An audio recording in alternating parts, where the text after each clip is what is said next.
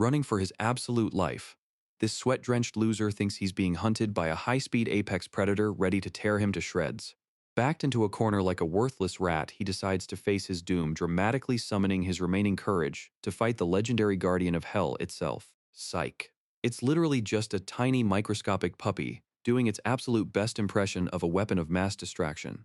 Meet Tanaka, a 32-year-old certified idiot who is currently getting outsprinted and emotionally broken by a toddler canine in the middle of a forest. He's now having a full-blown existential crisis, laughing away the trauma while his lungs completely collapse from the sheer absurdity of his new existence.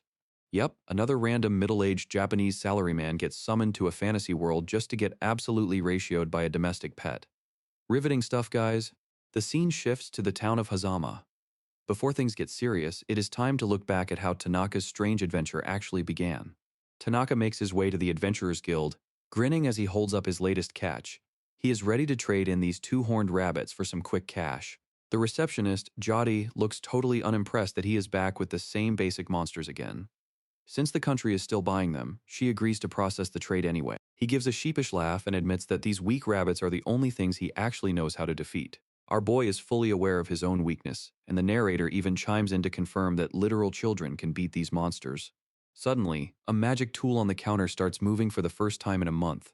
Jody is shocked because most of the guild gear has been broken and non-functional lately. Jody hands over the payment for 10 rabbits while complaining about how much extra work it is when the machines are down.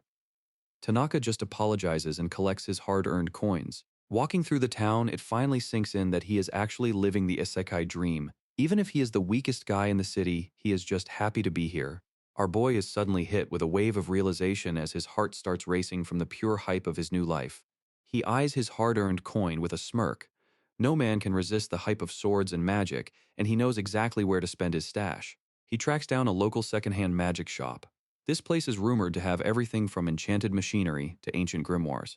Stepping inside is a total vibe. He is surrounded by shelves packed with glowing artifacts, and he is losing his mind with excitement.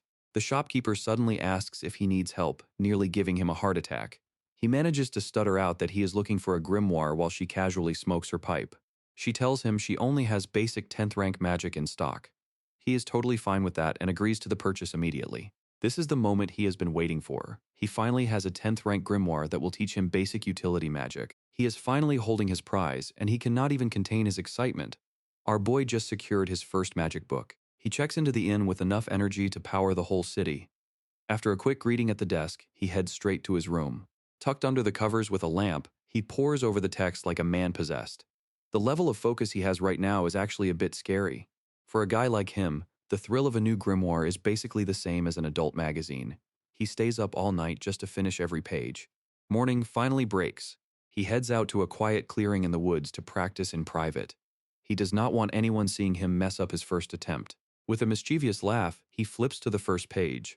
He decides to start his journey with a simple ignition spell. This dude is really out here doing the most for a basic ignition spell. He starts acting like a main character with a cursed power, even though the book says this magic is just for cooking. Despite the cringe chant and extra poses being unnecessary, he lets it rip with a shout of ignition. The result is way more than just a little campfire spark. Our boy accidentally summoned a pillar of fire that looks like it is trying to reach space. The clearing is getting vaporized in seconds. Realizing he just set the forest on fire, he starts panicking and flips through his book for a solution. He finds a water spell meant for drinking and decides it is his only hope. Things go from bad to worse when the tiny splash he expected turns into a deluge. He just stands there with a blank stare as a wall of water levels the woods. Now he is getting swept away by his own magic like a piece of driftwood. It is safe to say his first day of practice did not go as planned. By the time things calmed down, the forest was gone and the local river had overflowed. Tanaka is left feeling pretty terrible after hearing about the commotion he caused. This man is straight up traumatized. He realized that magic is actually terrifying. While scrubbing his gear by the river, he realizes that locals have a significant advantage. He knows he needs way more practice to master these basic spells. Motivation hits him like a truck. He decides that a real man gets stronger through training and he is ready to grind. He officially heads into seclusion. Deep in the mountains, the real training begins. It is a constant cycle of fire and water. He pushes himself to the limit, shouting spells until he can finally control the output. An entire month passes by, the landscape looks rough, and Tanaka is barely holding on. Our boy has officially reached his breaking point. With a scruffy face and zero energy left, he screams that he just wants to go home. He is officially at his limit after a month of mountain training, proving that even magic can't overcome a modern man's need for civilization. He just sits there in the dirt, completely over it. While casually shaving his face with magic, he realizes he finally has some control over his powers. He jokes that he is officially stronger than a baby now, or maybe even a super baby. With a fresh face and a boost of confidence, he decides to end his training with a bang. He points to the sky and unleashes an ignition spell with zero restraint. A massive pillar of fire erupts from the mountain, lighting up the sky and catching the attention of everyone in the nearby village. The locals are losing their minds and immediately sprint to the village elder for answers. The old man just stands there sweating, having absolutely no clue what is actually going on. Thinking fast, the elder tells everyone it is just the mountain god, and orders them to start praying. The villagers buy it instantly, and the old man breathes a sigh of relief for saving his reputation. Even though he saved face, the elder still stares at the sky in disbelief. Deep down, he knows that whatever that light is, it definitely isn't a god. Turns out the mountain god everyone is praying to is just our boy Tanaka looking awkward. He decides to play it cool and ignore the chaos while dreaming of a warm meal and a soft bed. Our guy is having the time of his life as he sprints into the distance with his sack of loot. This adventure is only just beginning. Incidentally, these are Tanaka's stats. He has trillion-level power despite being rank E. He still has no clue what these numbers mean. Tanaka is having a major crisis because he just got hit with every low-level adventurer's worst nightmare, a mandatory escort mission. An explanation follows from Jody, who mentions that a trader is currently getting jumped by thieves who are quite strong. Send someone strong to do it, our guy suggests. But Jody shuts him down. Apparently all the heavy hitters are busy hunting demons or doing mercenary work. Since he is officially a guild member now, Jody pokes his face with a smirk. You're forced to participate because that trader is an important client. Things take a turn for the nostalgic as we look back at his arrival. Tanaka has successfully been vibing in this fantasy world for several months after being summoned there for no clear reason. Back when he first spawned in, he was convinced he was on some hidden camera prank show until a scary old man with a glowing eye asked if he came from another world. The old man tells him to make himself comfortable and promises no harm. But Tanaka is too busy vibrating with intense fear to even hold his teacup. Tanaka is literally vibrating with fear and begging for a survival guide. He admits he has no clue what is happening and just wants to stay safe. The old man introduces himself as General White of the Purine Kingdom. Our boy is starstruck by the title and thinks being a general is peak cool. Our guy tries to channel some main character energy with a full name intro. He insists on being called Tanaka Taru Provisional, as if that is a normal name. Gramps shuts that down immediately because it is way too much of a mouthful. Tanaka is now the official representative for every Tanaka in existence. The old man keeps vibing with his tea and ignoring the name request. He decided Tanaka is good enough, and that is that. The big reveal finally drops. He was brought here by a hero summoning. Tanaka has no idea what that even means and starts yelling. Gramps gets serious about the kingdom's struggles. Apparently things are so bad, they have to draft randoms from other worlds to save them. General White starts dropping some lore, explaining that the hero summoning ceremony actually worked. The hero arrived safely, but things are far from perfect. Turns out the kingdom is basically in a state of emergency because the problems are only getting worse. Our boy just sits there and tries to look like he is following along. A very important question finally crosses his mind. If there's already a hero in play, he wants to know why he is even here. The answer is a massive reality check. The general bluntly tells him he is not a hero, which is a total vibe killer for someone expecting a power fantasy. He was just a random after effect from a forced summoning that dragged him along for the ride. The real hero is apparently some extraordinary young guy who actually belongs there. Suddenly, his weird arrival makes a lot more sense. He just happened to be near a glowing high schooler before falling through a hole in the ground. Even with the facts laid out, Tanaka is still holding on to hope. He keeps insisting there is a chance he is special, basically admitting he has not grown out of his main character phase. Our boy is hyped to hear he might actually have some juice in this world, even if he is just a tag-along. The general confirms that just being able to talk to them is proof enough that he is part of the system. The instructions are simple. Just focus and think about seeing your own stats. This is the moment every isekai fan dreams of. Naturally, he cannot just look at a menu without making it a whole theatrical production. Lines about sealed darkness fill the room while the general just watches this midlife crisis unfold in real time. Step 1 is confirming the name, and it looks like that provisional title is finally gone for good. The general explains that the system officially recognized him as Tanaka the moment he accepted it. Things start getting weird when he tries to check his raw power levels. The numbers are apparently so messed up, they are showing up as total gibberish. Confidently announcing his stats are sitting at a whopping 2 points, he waits for the applause. The general's face drops immediately, because apparently that is the power level of a newborn infant. Reality hits like a freight train once he realizes he is effectively made of glass. The dream of being a hero is officially dead because one stiff breeze would probably end his entire run. He is having a full-blown meltdown. Lying face down on the floor, he finally accepts that he is just as useless in this world as he was back home. The general brings him back to reality to discuss his future. Tanaka is caught off guard, wondering what there is left to even talk about. He demands some level of protection since the kingdom dragged him here against his will. The general shuts that down immediately, telling him it is just not happening. Public image is everything here. If word gets out they summoned a weakling, they would become a laughingstock, which usually leads to the problem being dealt with quietly. Hiding out is not an option because he looks like a total otherworlder. Leaving the country is officially the only way to stay alive. The general feels a bit of guilt for the situation. He promises to help with preparations for the trip. A quick geography lesson follows. He gets a crash course on the local kingdoms, the ongoing civil wars, and the demon territories to the north.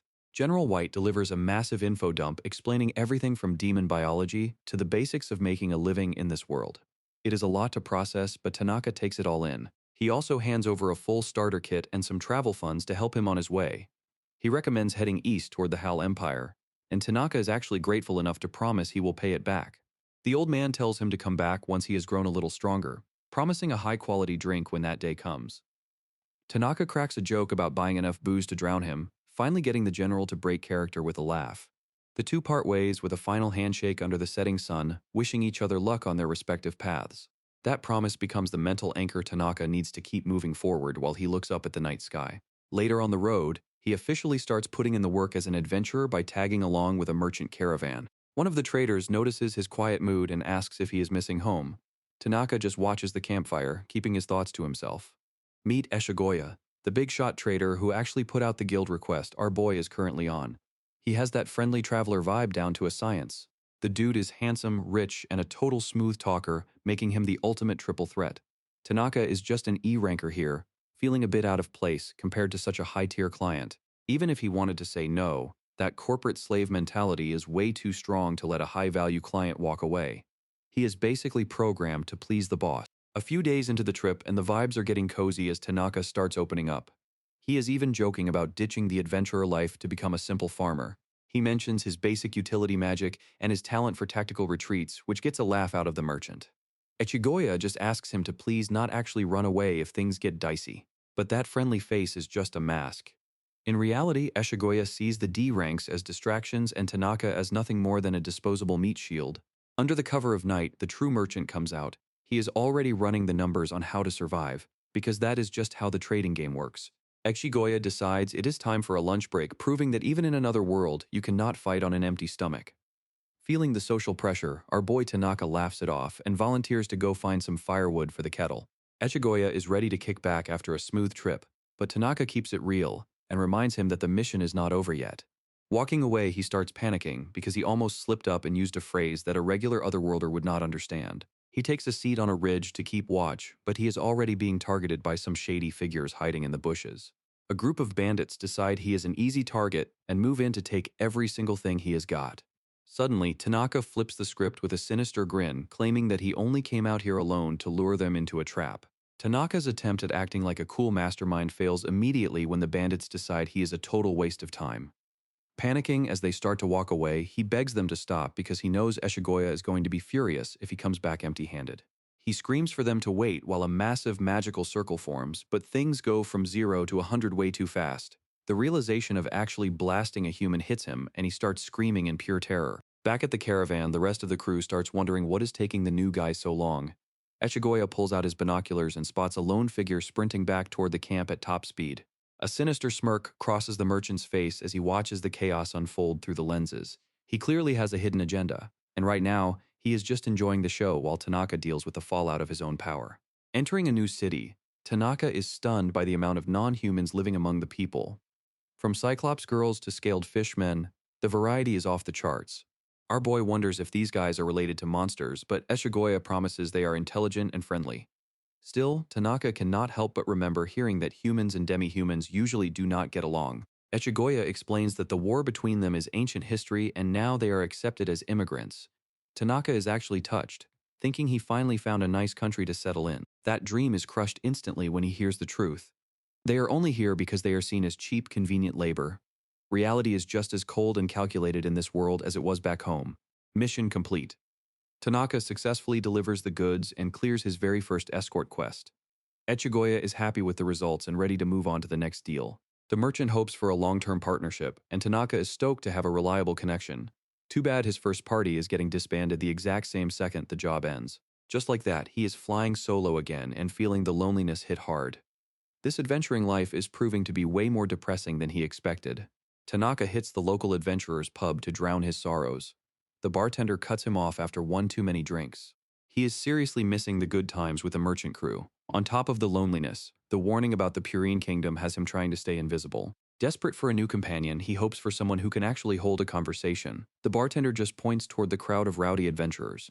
Being an E-ranker is doing numbers on his confidence, since everyone else looks like a beast. The bartender does not sugarcoat it, noting that Tanaka is the only weak link in the room. Word on the street is a dragon just set up shop at a nearby hot spring. Every fame-hungry warrior is already packing their bags to go take it down. The bartender points out a high-level knight with a massive blade.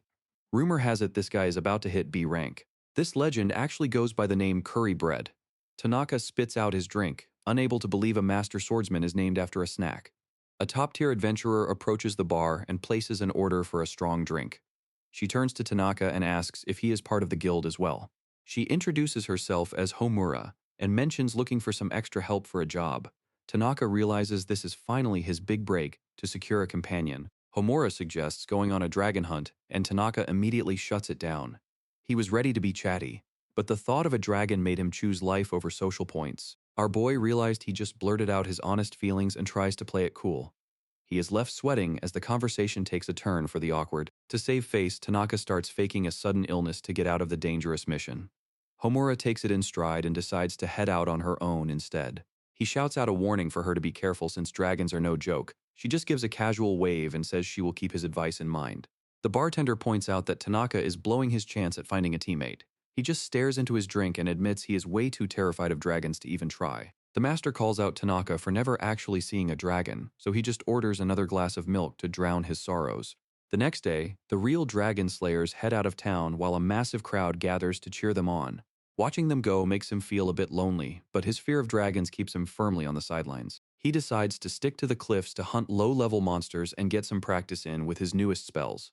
He splurged on a level 9 grimoire, hoping that some steady self-improvement will eventually help him land a squad. He starts manifesting a cinematic rescue mission for a pretty girl, but a sudden scream for help snaps him back to reality.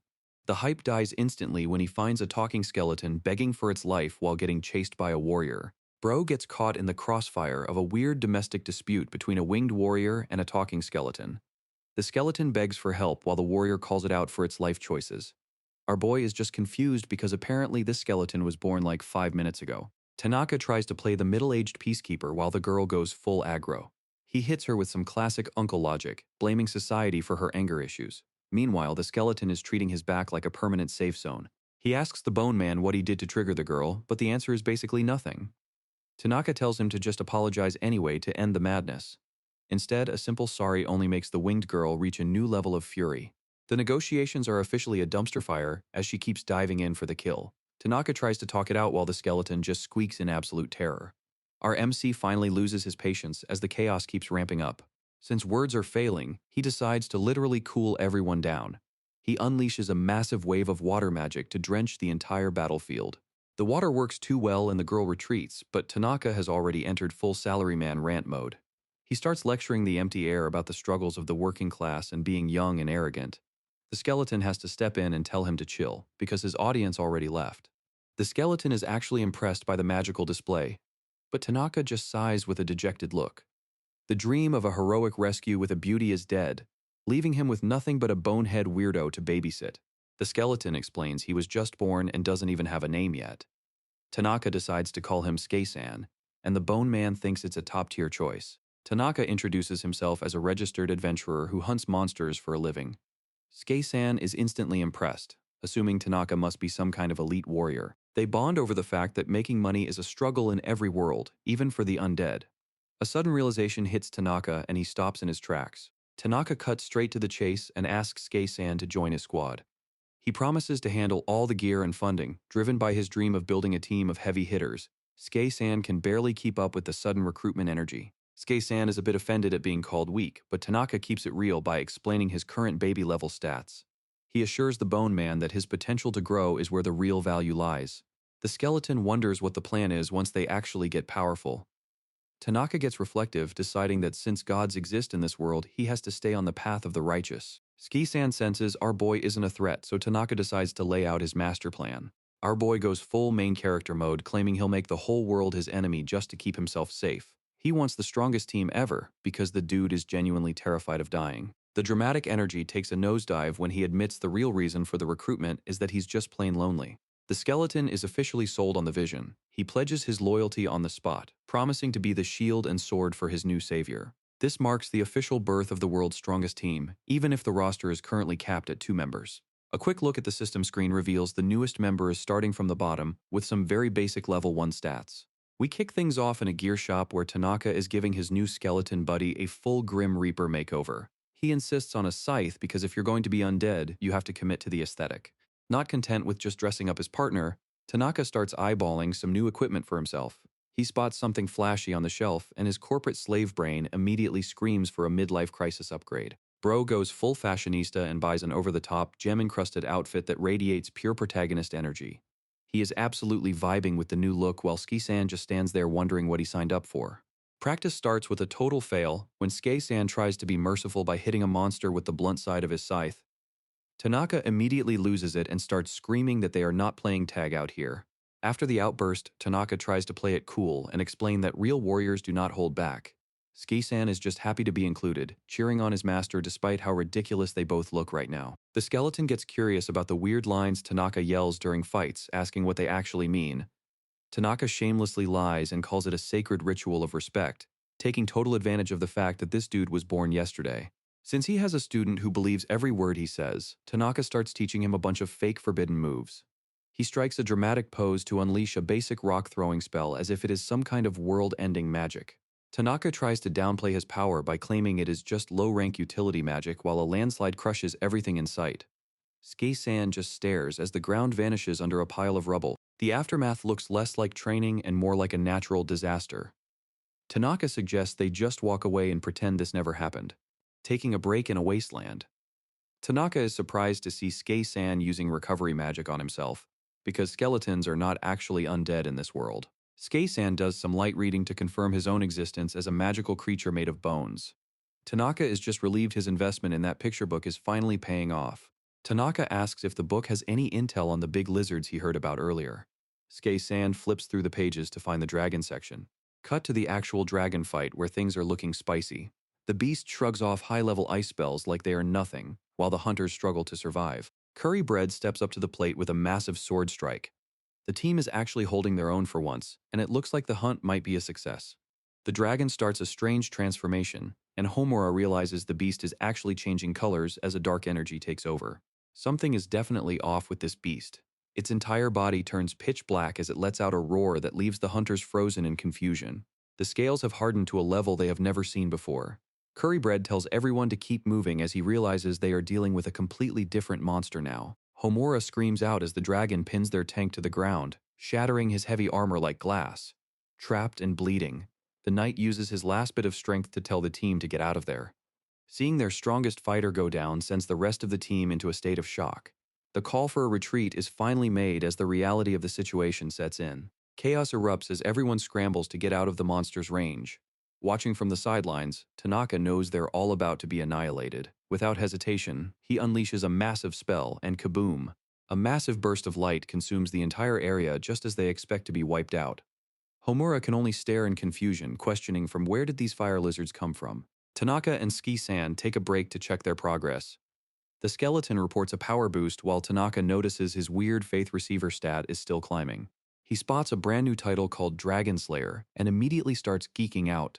It turns out this skill is a massive buff that raises every single stat just for taking down a dragon. There is just one small problem. He does not actually remember fighting any dragons lately. Skei-san points out that those fire lizards they were stomping are technically dragon descendants, which is good enough for our MC. This dude is officially in his main character arc now, claiming the world is finally opening up to him. For an entire week, Tanaka goes on a lizard hunting spree while laughing like a total maniac. Tanaka slams his mug on the bar, demanding another round. The bartender is not having it and tells him he has already had way too much to drink. Our boy is deep in his feelings, crying about how the world is out to get him. He really thought grinding those fire lizards would buff his stats, but his Dragon Slayer level has not moved an inch. Skei-san roasts him for being a total lightweight, while Tanaka begs the world for a break. Little does he know, his magic is actually broken, and he already nuked the dragon without even noticing. He starts wondering if the dragon hunting team actually survived the fight. Skei-san does not have the answers, but he is happy to predict some major stomach issues for our MC instead. Back at the office, Eshigoya is stressing over the official report from the dragon hunt. His assistant tries to get his attention, but the merchant leader is too busy letting out a heavy sigh of frustration. The situation is weirder than they expected. Apparently, the dragon turned pitch black and got a massive power boost, which is something nobody has ever seen before in this world. They are debating if this black dragon was just a rare spawn or a sign of something much worse. If unique monsters are starting to pop up, the whole power scaling of the world is about to get wrecked. Ichigoya figures they can handle a natural disaster, but things get complicated if this mess was intentional. He speculates that a mastermind behind the dragon mutation would be a persistent, high-level threat. After ordering his staff to update the official records, he grabs his quill to start his own investigation. The second mystery keeps him up as he tries to understand why the black dragon just suddenly exploded. He worries that this phenomenon is a sign of widespread destruction before trying to convince himself he is just overthinking it. New evidence mentions a loud noise before the blast, suggesting an external attack was the real cause. The thought of a person capable of deleting a buffed dragon is terrifying, and he briefly wonders if that weirdo Tanaka had anything to do with it. Homura puts her drink down and thanks the boss for the hospitality. Tanaka asks if she is really leaving while the bartender tells her to give it her best shot. She realizes she is actually pretty weak and decides it is time to go back to the basics for some real training. Homura looks forward to the day she can finally work a job as Tanaka's equal. Tanaka promises to wait for the day they can fight together as equals. Homura waves goodbye as she walks out into the world. The second she is gone, Tanaka lets the ego take over and claims she is totally into him. The bartender is not having it and points out that she probably just does not know he is a low ranker. Ski-san is curious if this is what love looks like but gets shut down instantly. Tanaka tells the skeleton that he is way too young to be worrying about matters of the heart. The bony companion hits the books for some research and comes back with a savage reality check. He reads out a line claiming that Tanaka is a sodomite and a homosexual. Our boy Tanaka is back at the Adventurers Guild trying to find a decent job now that he has a skeleton roommate to support. The place is packed, and he is already worrying if he should have left Skei-san home alone with those suspicious books. His plan for some quick cash hits a wall when the receptionist delivers some awkward news. It turns out the big boss Eshigoya has officially blacklisted him from taking any new quests for now. Right next to him, a scrawny guy with glasses is getting the same cold shoulder and looks just as depressed. The two of them stand there in total embarrassment while the stranger asks if our MC can actually do anything to fix this. Back outside, the duo walks out into the sunlight with their heads low. Tanaka tries to laugh it off, pointing out that they are both officially members of the rejected club. Tanaka asks his new buddy what brought him to the guild in the first place. This guy is apparently on a hunt for big magic crystals, which honestly sounds a lot cooler than hunting basic rabbits. Apparently finding a big one is basically impossible, so most people just settle for tiny ones. Tanaka just stares blankly as the guy compares them to everyday batteries. The youth explains that these things are just pure crystallized magic used for powering tools. Since they cannot be mined naturally, finding even a single piece is a massive chore. The two of them keep walking while Tanaka explains that someone has already reserved his services, essentially blocking him from taking new work. The guy with glasses mentions he is also on the hunt for a job. Glasses guy is totally impressed and assumes Tanaka must be some elite pro. Our MC has to kill the vibe immediately by admitting he is just a lowly rank e-adventurer who could never find rare crystals. The truth hits hard and the poor guy sinks into a total pit of despair. Tanaka can only offer a nervous laugh while trying to apologize for the accidental roast. They keep moving through the city as the stranger tries to shake off the embarrassment. He decides to do some shopping and then head straight to bed to sleep away the shame. Time for introductions as the lanky guy reveals his name is Omoy. He offers to lead Tanaka to a solid shop since he knows the area better. Omoy asks what is on the shopping list and Tanaka mentions he is looking for another grimoire. Our MC starts having a minor crisis wondering if his name sounds like a delicious snack to the locals. It turns out this guy is actually a massive brain scholar who studied at the capital.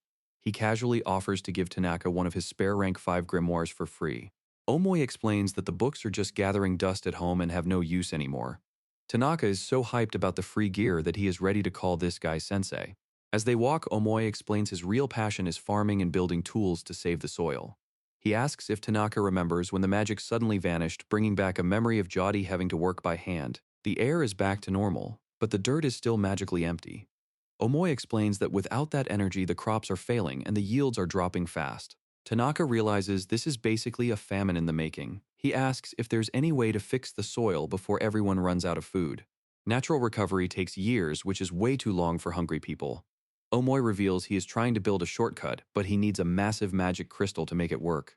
They finally pull up to the house, and Omoi welcomes him to his place. Tanaka is already losing his mind at whatever he sees in the yard.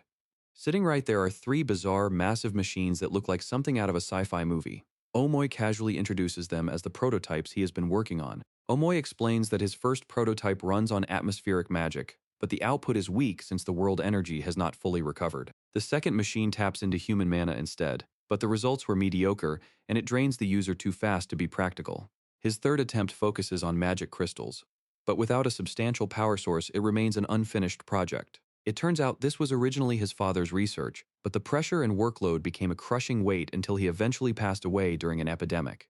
Omoi smiles softly, explaining that as his son, he just wants to finish what his father started with his own hands. Omoi apologizes for the heavy mood while Tanaka starts sobbing. "I will do everything I can to help you," he promises through tears. The inventor thanks him and leads the way inside while our boy follows close behind. Tanaka gasps as he enters a workshop packed with magical artifacts and strange items that leaves him starstruck. Tanaka is geeking out over the cluttered workshop. Omoi just laughs, knowing every guy secretly loves this kind of mess. And our boy is definitely no exception. Seeing the spark on his face makes the inventor smile. Everything in this room is just too cool for Tanaka to handle. He starts pointing at every new gadget, learning about water tools for soil and monster repellents for crops. His eyes eventually land on something mysterious that leaves him starstruck. Omoi offers to let him try out the prototype for making magic crystals. Our boy is so hyped his heart is practically thumping out of his chest. With the artifact in hand, he declares Omoi a kindred spirit. The Chuni vibes are officially off the charts. Suddenly, it is like the power is too much for his body. He claims his right arm is going out of control, and he is about to rip through dimensions. Completely committed to the bit, he groans about the heat from his sealed hand. A 32-year-old man is out here suffering from a terminal case of Chunibyo. Our boy is having the time of his life. But then, a massive explosion rocks the room. Both of them can only stare in shock as the experiment goes sideways. Tanaka immediately hits the floor to apologize for breaking the prototype. Omoi plays it cool and checks to see if he is okay instead of getting mad. Suddenly, Omoi's dad bursts through the door complaining about the noise waking him up from a nap. Our boy loses his mind because he thought the old man was dead. Omoi casually mentions his dad actually survived the sickness. He hands over a grimoire and Tanaka is just happy to be included. He heads back to the inn with a free grimoire and a huge smile. He definitely isn't the only one who walked away a winner. Back at the workshop, the inventors realize the broken tool actually produced a massive magic crystal. They can't believe their luck. Omoi is losing his mind over the glowing crystal, realizing they can finally restore the soil. Outside the shed, the celebration is already starting. History books mark the year 5963 as the turning point for the global food crisis. The miracle in the Haru Empire finally brought the famine under control. Legend credits a young researcher for the miracle, but our boy is currently just sneezing over a book. He has no idea his receiver of faith stat just hit a new level. Lush farmlands make a rapid comeback as the empire starts exporting food to its neighbors. The world is finally starting to calm down after all the chaos. Tanaka starts the chapter by losing his mind over being booked for a meeting without a heads up. Skei-san tries to play it cool and introduces himself while our boy yells at the merchant. Unfazed by the shouting, Echigoya takes a sip of tea and asks a wild question. He wants to know if they can handle a dragon encounter. Tanaka immediately hits him with a hard no. He points out his lowly E-rank status and tells the merchant to lower his expectations. Skei-san provides the context. The actual dragon slaying squad barely survived their last fight, so the whole town is currently in damage control mode. Echigoya switches tactics and asks Tanaka to just stick around for 10 days. Since the pros are busy rebuilding, they need someone to handle the local pests. Our skeleton companion brings up a valid concern about training. Tanaka magic is so overpowered that practicing anywhere near town would basically be a natural disaster. Tanaka grumbles about the pointlessness of his situation. He wants to level up his healing magic, but using it on perfectly healthy people is just a waste of time. Our boy is having a midlife crisis because he wants to level up his healing magic but refuses to actually get hurt. He claims his life motto is basically just staying as safe as possible and never taking a single risk. Suddenly, a light bulb goes off as he remembers hearing about a dragon attack on a nearby hot springs village. If there's a village that just got raided, it is bound to be full of people who need a quick heal. The very next day, Tanaka and Ski-san show up at the village dressed in some low-key hoods to hide their identities. They are trying to keep a low profile while they scout out the wreckage. As they walk through the ruins, Ski-san starts getting second thoughts about them just dipping out on their responsibilities back home. Tanaka brushes it off, confident that their disguises are enough to keep them anonymous for a while. The vibe takes a dark turn once they see the bloodstains on the ground and the rows of injured villagers. It is a disaster zone, and the sheer amount of suffering in the streets is a heavy sight. Tanaka decides it is finally time to get to work and approaches a wounded old man with a grin. He drops a sudden burst of healing magic, treating the whole situation like a convenient training session for his skills. To keep things from getting awkward, he tells the man this is all just a magic experiment and orders his skeleton assistant to hand out some food. He figures a little bribery makes it a fair trade, since he is basically using them for XP. Tanaka directs his skeleton assistant toward more casualties, focusing on milking this tragedy for all the experience it is worth. The duo goes into overdrive, spamming their new healing spells on anyone still breathing. Seeing the stats climb brings a satisfied vibe to the scene, making future sickness feel like a non-issue. However, a nervous sweat breaks out at the thought of their boss Eshigoya finding out about this unsanctioned side quest. They decide to go full stealth mode, agreeing to keep their mouths shut to avoid drawing any more eyes. Despite the hoods, word about a mysterious miracle worker travels faster than a viral clip. The crowd of grateful villagers starts swarming them for help and food, making it clear they are standing out way too much. A kid with weaponized levels of cuteness hits him with a direct question about where they came from. Faced with that pure energy, he can only stammer out a vague answer while gesturing toward the distance. The rumors take a wild turn as the locals start connecting them to the legends of a god living on the mountain. Suddenly, the entire village is showing respect, treating our hooded protagonist like a divine being. Seeing no other way out, Tanaka leans into the mysterious persona with a theatrical response. He declares the mission finished before anyone can ask for more miracles. The creation era was ending on a dark note, after a dragon flattened the hot springs village. The disaster left the place in ruins with casualties everywhere. While the guild struggled to rebuild with zero manpower, a mysterious hooded figure suddenly appeared to carry the load. This unknown helper started making moves right when things looked hopeless. Word on the street is that this healer dropped off food and treated everyone for free before vanishing back into the mountains. People are already connecting this to the old legends of miracles in the region. Back at the office, Eshigoya sips his tea while asking Tanaka if he heard the gossip about a god appearing at the village. He explains that some divine entity apparently went around healing everyone, one by one. Our boy hits him with the most forced laugh ever, claiming he was way too busy hunting monsters to hear any rumors. He is doing his best to act like he has zero idea what is going on. Eshigoya notes that the shortage of healers was really slowing down the recovery, making that random help a huge win. Tanaka leans into the conversation to agree, while Ski-san stays quiet in the corner. The vibe gets heavy as Eshigoya warns that exaggerated stories like this usually lead to unwanted trouble. Tanaka is sweating through his clothes while aggressively agreeing with every word. The locals are freaking out over the latest incidents and agree that staying low-key is the only play. Nobody wants to draw any unwanted attention when things are this chaotic. Back to our boy's stats that have jumped into the trillions. Even with world-ending power, he is still vibing at a measly guild rank E. Elsewhere, we arrive at the kingdom of Purin. It turns out the royal capital is actually named after pudding, but the castle is still impressive. Princess Lala is on hand to personally welcome the hero to her land. She is the crown princess, and she is ready to see some results. Meet Kanzaki Kamui, the 17-year-old hero who was summoned to save the day. He looks exactly like a main character should as he takes his oath. Lala praises him for already cleaning up the monster dens around the royal capital. Thanks to his efforts, the people are finally starting to feel safe again. The kingdom officially acknowledges him as their new legendary protector. It is a major moment for the kid as he realizes his true purpose. Lala presents the kingdom's most sacred treasure as a symbol of their trust. The divine shield biscuit is officially bestowed upon the hero. The crowd is stunned by the announcement. Everyone knows this armor was personally blessed by the supreme god Morinaga. It is a legendary artifact that has apparently existed since the beginning of time. Seeing it in person is a once-in-a-lifetime event for these soldiers. Kamui accepts the responsibility with a loud oath to protect the land. He swears on the divine shield to take down anyone who dares to threaten the peace. With the gear secured, Lala moves on to the next phase of the plan. She pulls back the curtain to introduce the elite allies joining his journey. The princess commands Kamui to head for the frontier where monsters are still causing chaos. Our boy humbly accepts the mission to pacify the outer territories. First up is Sister Kardovich, the most skilled magic user the church has to offer. She is joined by Tetsujin, an A-rank adventurer from the Duchy of Banana who is lending her blade to the cause. Sister Kartovich is already laying on the charm with a wink. Tetsujin keeps it simple and professional with a polite greeting. Princess Lala takes the stage to address her people. She frames Kamui's quest as a new era for the kingdom that will finally end their struggle with monsters. The crowd goes wild as she declares the kingdom of Purin the future ruler of the entire world. This is getting way bigger than just a simple monster hunt. Elsewhere, the world is shifting in ways Tanaka can't even imagine. Back at the training grounds, Tanaka attempts a direct magic power transfer. Skei-san looks like he's going through it as the energy surges through his bones. Total success. The skeleton feels brand new and fully topped off. Our boy checks in to make sure his buddy didn't actually break.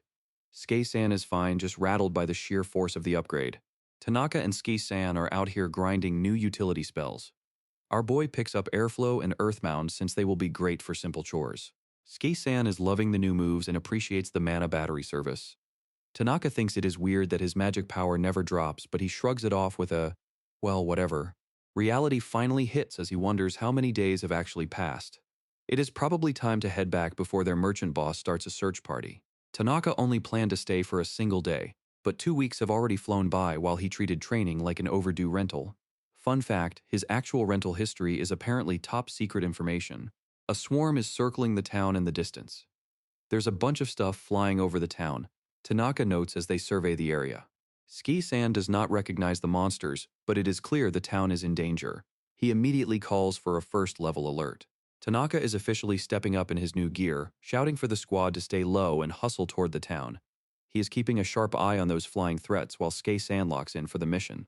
As they sprint through the rocky pass, Tanaka gives the weirdest survival tip by telling his buddy to move like a cockroach. Skei-san has no idea what that even is, but the wheels of fate are finally in motion. Tanaka and Skei-san are putting that cockroach training to the test as they hustle toward the town at top speed. The MC is locked in and ready for action, but things get heated fast when a winged warrior swoops in for a sudden strike. Scanning the horizon, Tanaka tries to figure out if this is the same girl who jumped his buddy earlier. Skei-san confirms the vibe, but the scale of this invasion is way bigger than they expected. It seems their lone enemy has brought a whole fleet of winged backup. From their vantage point, the duo brainstorms how to bag one of these flying threats. It is not going to be easy with such a massive swarm circling the village. Tanaka suddenly worries he is setting a terrible example for his student by making such a shady face. Tanaka calls for a timeout to analyze the situation properly. He insists he is definitely not trying to capture a waifu, though he is definitely protesting too much. Skei-san just nods along, totally falling for his master's righteous act. A new winged warrior arrives and our MC immediately starts a fashion audit. He thinks her outfit is way too daring, while Skei-san calculates the exact level of inappropriateness. Tanaka then spots a pure-looking girl and weirdly wishes she was actually a bit bolder. The pressure is on, and Skei-san wants to know the game plan. Tanaka strokes his chin and wonders if this crisis is actually his best shot at getting some female attention. Up in the sky, the winged leader is losing her cool. She did not expect anyone to play the hero for heretics and monsters. She calls out a foolish spirit for refusing her master and declares it is time for some serious punishment. The winged leader sneers as she rains down a lethal strike, claiming it is the only mercy she can offer. The spirit collapses while looking at the town she sacrificed herself for. Tanaka and Skei-san charge in, shocked by the sudden turn of events. Skei-san spots the fallen target and points his master in the right direction. Tanaka reaches the spirit and sees her condition is fading fast. He starts prepping a healing spell, knowing they have to move quickly. The girl tells him to stop because her core is already gone. As a being made of magic, she will just disappear once her remaining energy runs out. Tanaka realizes there is no blood and decides to just pump her full of fresh mana. He brushes off her logic and forces a magic transfer to stabilize her form. Skei-san can only watch as the fatal wound seals itself up in seconds. The spirit is left speechless by the overwhelming magic power flowing through her. She looks at her savior and asks who he could possibly be. Tanaka drops the ultimate cheesy line with a confident smirk. He tells her he is just an inexperienced mage who happened to be passing by. Accepting her fate, the spirit offers him a glowing light and asks him to look after a child. She believes that a man with his power can handle the knowledge of an ancient spirit. Tanaka stands there holding the orb, looking a bit lost as the weight of the request sinks in. Tanaka gives her his word and promises to take care of her request as if it were his own. She offers a gentle smile, accepting the promise before she begins to fade away. Our boy is totally caught off guard as the spirit instructs the magic orb to follow him. Her final fading words leave everything else in his hands. She completely dissolves into a shower of light before he can even process what happened. Tanaka stands there in silence, regretting the fact that he never even got her name. The duo is left standing in a desolate wasteland with nothing but a massive glowing ball of mana. Tanaka thinks the thing is way too bright and considers wrapping it up in some fabric to hide the shine. While he brainstorms a plan, the orb suddenly starts acting weird. Dark rune bubbles begin to pop out, and Tanaka realizes something major is shifting. His eyes practically pop out of his head as the transformation begins. The system confirms the magic is shifting into a human form, and he can hardly believe his luck. Tanaka starts losing his mind with joy while streamers and confetti fill the air. He is already dreaming of a beautiful lady companion and celebrates this classic Isekai win with everything he has got. Tanaka is practically drooling as the light intensifies, shouting for his beautiful lady to finally show up. He is ready to embrace his peak isekai moment. Reality hits like a freight train when a massive muscular man with a thick mustache manifests instead. Our boy goes from pure hype to absolute despair in record time as the dude announces his arrival. Face down in the dirt, Tanaka starts questioning every life choice that led to this moment. He cannot believe he traded a glowing goddess for a buff guy with a buzz cut and too many muscles. Through a river of tears, he decides the winged spirit is the real villain for setting him up like this. He vows to hunt her down while the new guy, now named Kaku, just wonders if that is actually his name. Skei-san brings him back to Earth by reminding him they have a literal job to do. If they are late, the merchant Eshigoya is going to be way scarier than any magic spirit. Cursing his luck the whole way, Tanaka leads his weird new party back towards civilization. While he sulks, the system confirms that Kaku is actually a high-level apostle with some serious magic power. They finally make it back to the merchant, but the greeting is not exactly a warm one. Echigoya is just confused why they are back so early when they were supposed to be dealing with the monster swarm. Echigoya is stressing about the army returning, but Tanaka just brushes it off with some vague excuses about how rough his journey was. The merchant is not buying it and tells him to just get to work helping with the city restoration. Tanaka starts dropping the tea about what actually happened on the way back. He explains how one winged lady took out another before flying off, identifying her as the leader of the group. Our boy figures the town was just bait to lure out the other spirit, meaning the monsters might finally back off. Echigoya agrees it is good news, but he is not ready to let his guard down just yet. Echigoya wants to know exactly who got taken out so he can send an investigation team. Tanaka decides to play it safe and keep the whole spirit situation on the low to avoid making things even more complicated. The town is buzzing with construction work as everyone tries to rebuild. Tanaka realizes everyone is way too busy to care that he showed up late, which is a win in his book. With the immediate crisis over, Tanaka's first priority is checking on his favorite sleeping spot. The rest of the crew is on board since they all need a place to crash after that crazy day. Tanaka tries to be a good leader by suggesting some gear for Kaku, but the big guy drops a bombshell. Despite looking like he benches houses, he claims he cannot handle heavy weapons or armor, leaving Tanaka baffled by those useless muscles. Kaku flexes and explains he spent a ton of effort on his looks because his boss said spirits have to be pretty. Tanaka is not having it and tells Skei-san to never take fashion advice from this guy. The big guy turns things around by revealing he can actually use high-level magic and will ditch the human form when it is time to fight. Tanaka does a total 180 and suddenly thinks his new buff ally is the greatest thing ever.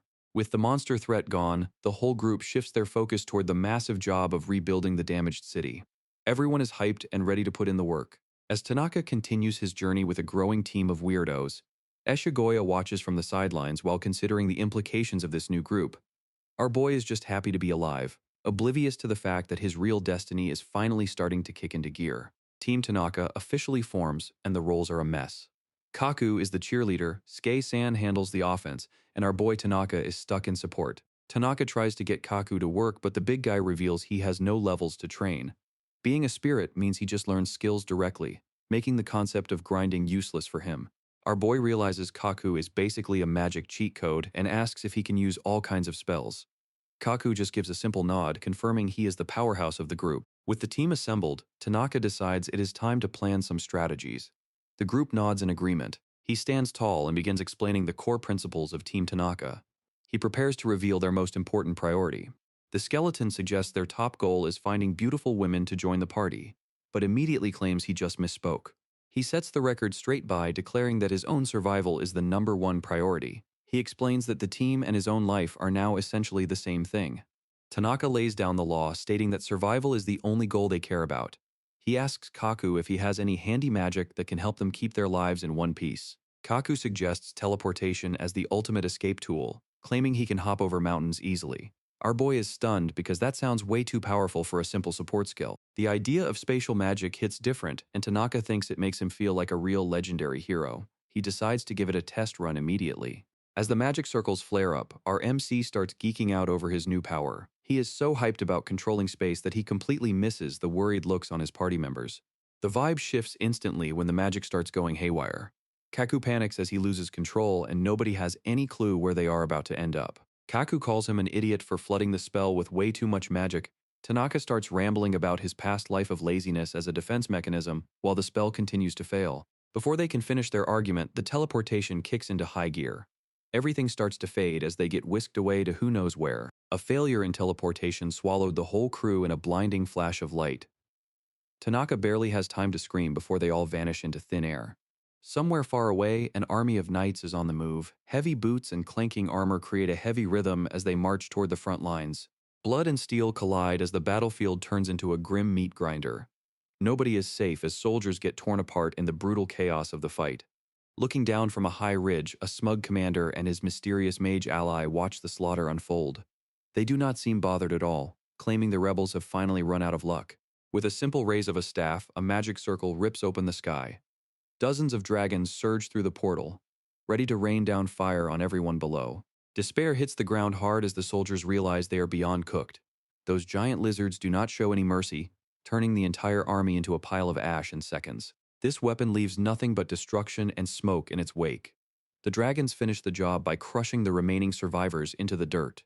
Brutus is high on power as he watches his nation's newest weapon do its thing. He is ready to justify every single coin of the national budget now that he has this kind of heat.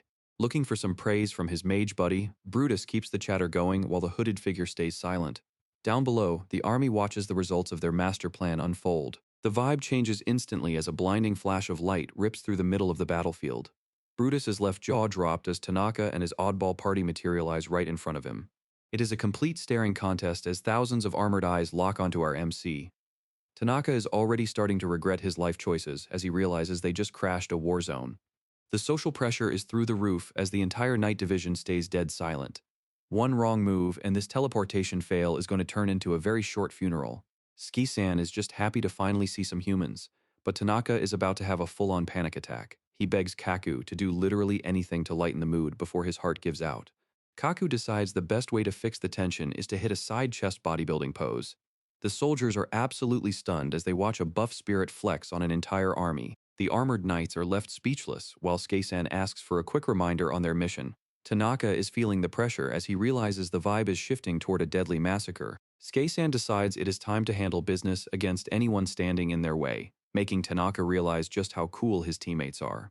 Not wanting to be the only one looking basic, our MC puts on his best serious face to match the energy of the group. He starts yapping about a fake legendary attack from the gods, and his pure-hearted teammates actually buy the bluff. A confident gesture is all it takes to reassure the group that everything is under control now. Tanaka goes full theatrical mode, laughing as he declares that they will mow down any army that dares to block their path. Kaku is sent flying into the air with orders to scout for the weakest point in the enemy formation. Ski-san goes full Grim Reaper mode, tearing through the front lines with some serious speed. Tanaka is cheering from the sidelines as his skeleton buddy absolutely mows down the competition. Our MC is basically fanboying over his teammate while the knights are getting bodied. Just then, Kaku starts talking in some cryptic spirit language from the glowing orb. Tanaka scouted out an exit with fewer guards, but the sheer numbers are making him think twice. He decides it is way safer to let his summons handle the heavy lifting for now. He asks Kaku for some area of effect magic to clear a path. Kaku gives the green light with a cryptic response that sounds promising. Time for a tactical retreat. Tanaka orders Ski-san to fall back so their muscle-bound spirit can finally unleash some real power. Kaku drops a wind spell that sends the armored knights flying like ragdolls. The entire formation is falling apart as the group prepares to make their move. The gale force is working too well, and Tanaka is ready to make a break for it while everyone is distracted. Something feels off as he realizes his teammate might be overdoing it. Tanaka is losing it as his buff spirit summons turns the battlefield into a horror show. He yells for Kaku to chill out, but the knights are already shredded. This is some serious overkill. The dust settles, and the result is straight nightmare fuel.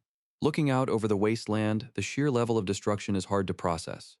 Even Skei-san is speechless. This dude is actually sobbing now. He wanted them blown away, not turned into a smoothie.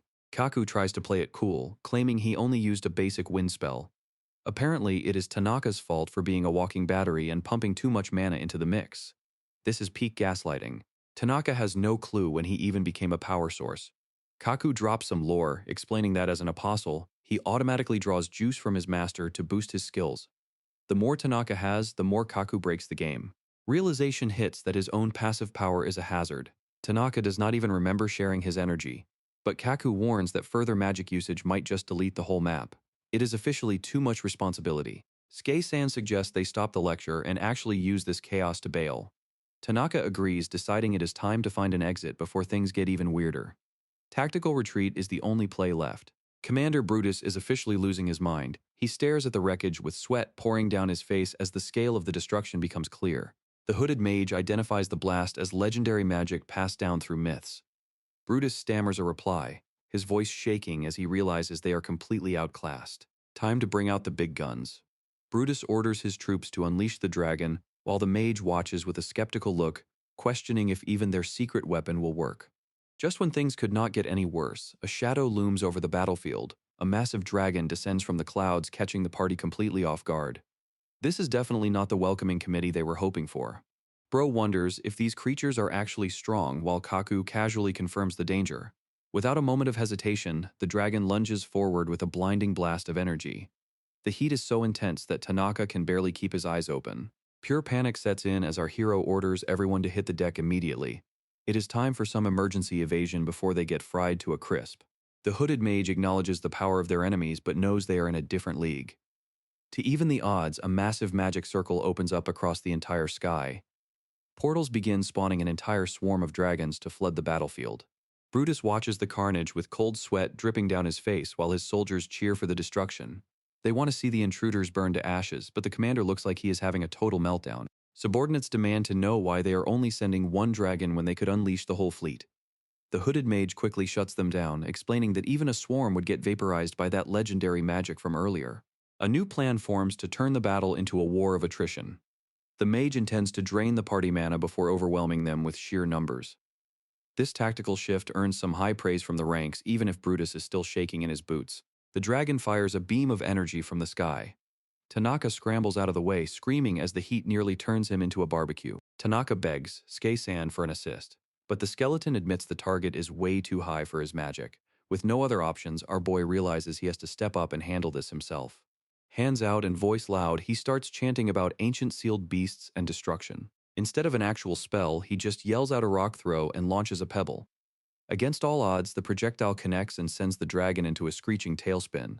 Skei-san is impressed and wonders why Tanaka is holding back his legendary magic at such a critical moment.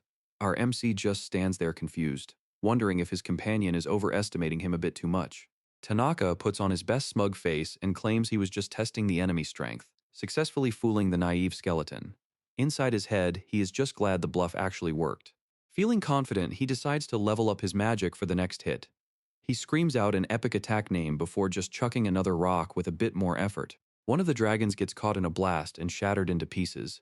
Brutus and his troops can only watch the carnage from the sidelines, shaking with fear. The hooded mage is having a full-blown crisis because their plan is falling apart to them.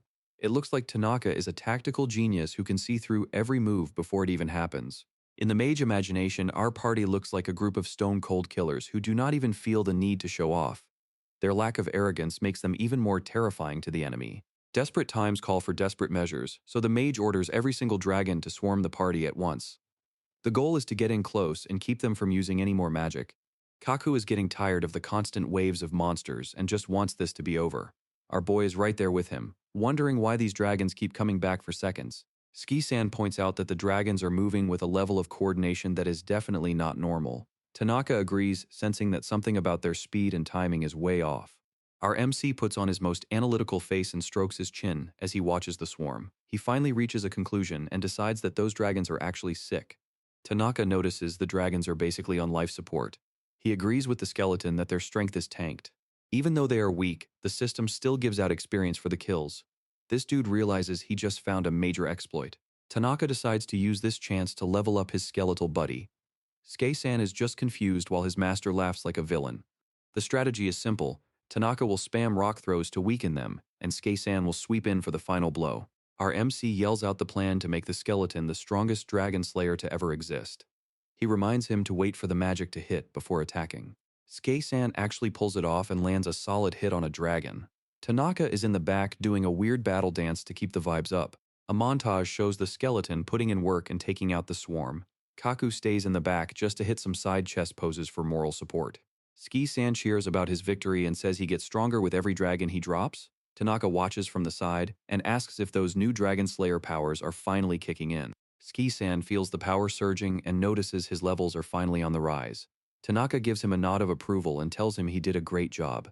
Our MC is vibing now that the party is finally cracked. He cheers about how their team strength is skyrocketing as they stand tall together.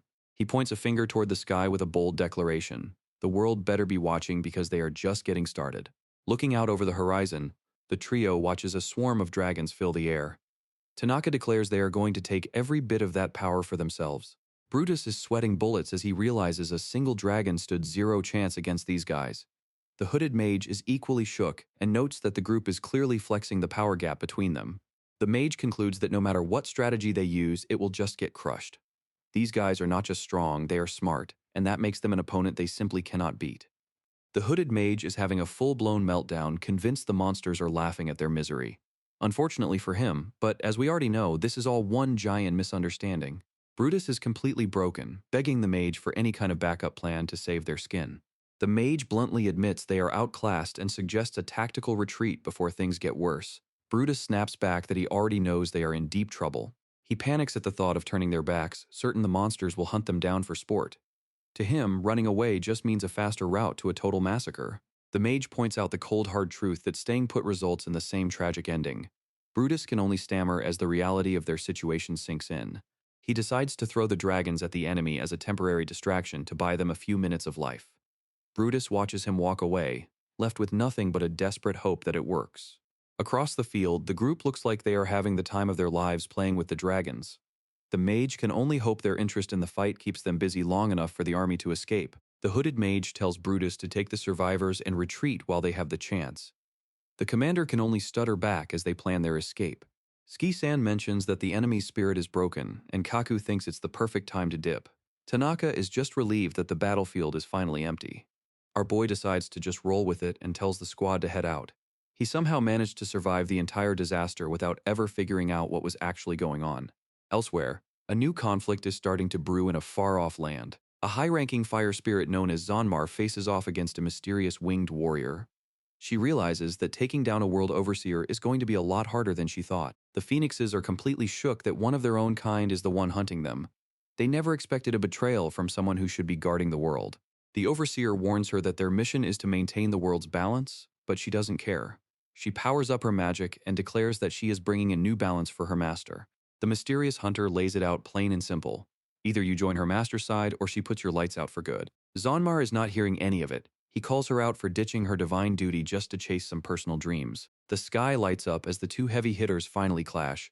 Even with those massive wings, she struggles to keep her footing against the raw heat. A sudden strike cuts through the noise. The speed is almost too much to track. Feathers rain down as the overseer takes a direct hit. The balance of the world is starting to look a lot more like a total wreck. She admits she almost caught a loss if it was not for her holy weapon. Taking down an ancient apostle is clearly no joke, even for someone this cracked. She heads back to base with her wind secured. In her mind, her master is the only real god worth following. As feathers drift into the void, a mysterious voice announces that the era is shifting. The presence decides to sleep until the truth finally reveals itself. Back to Bro, Tanaka is just trying to find a town, but Kaku's directions are sketchy at best. Our boy has a bad feeling that he's about to stumble into another disaster and wreck everything again. If only Tanaka knew what was happening behind the scenes.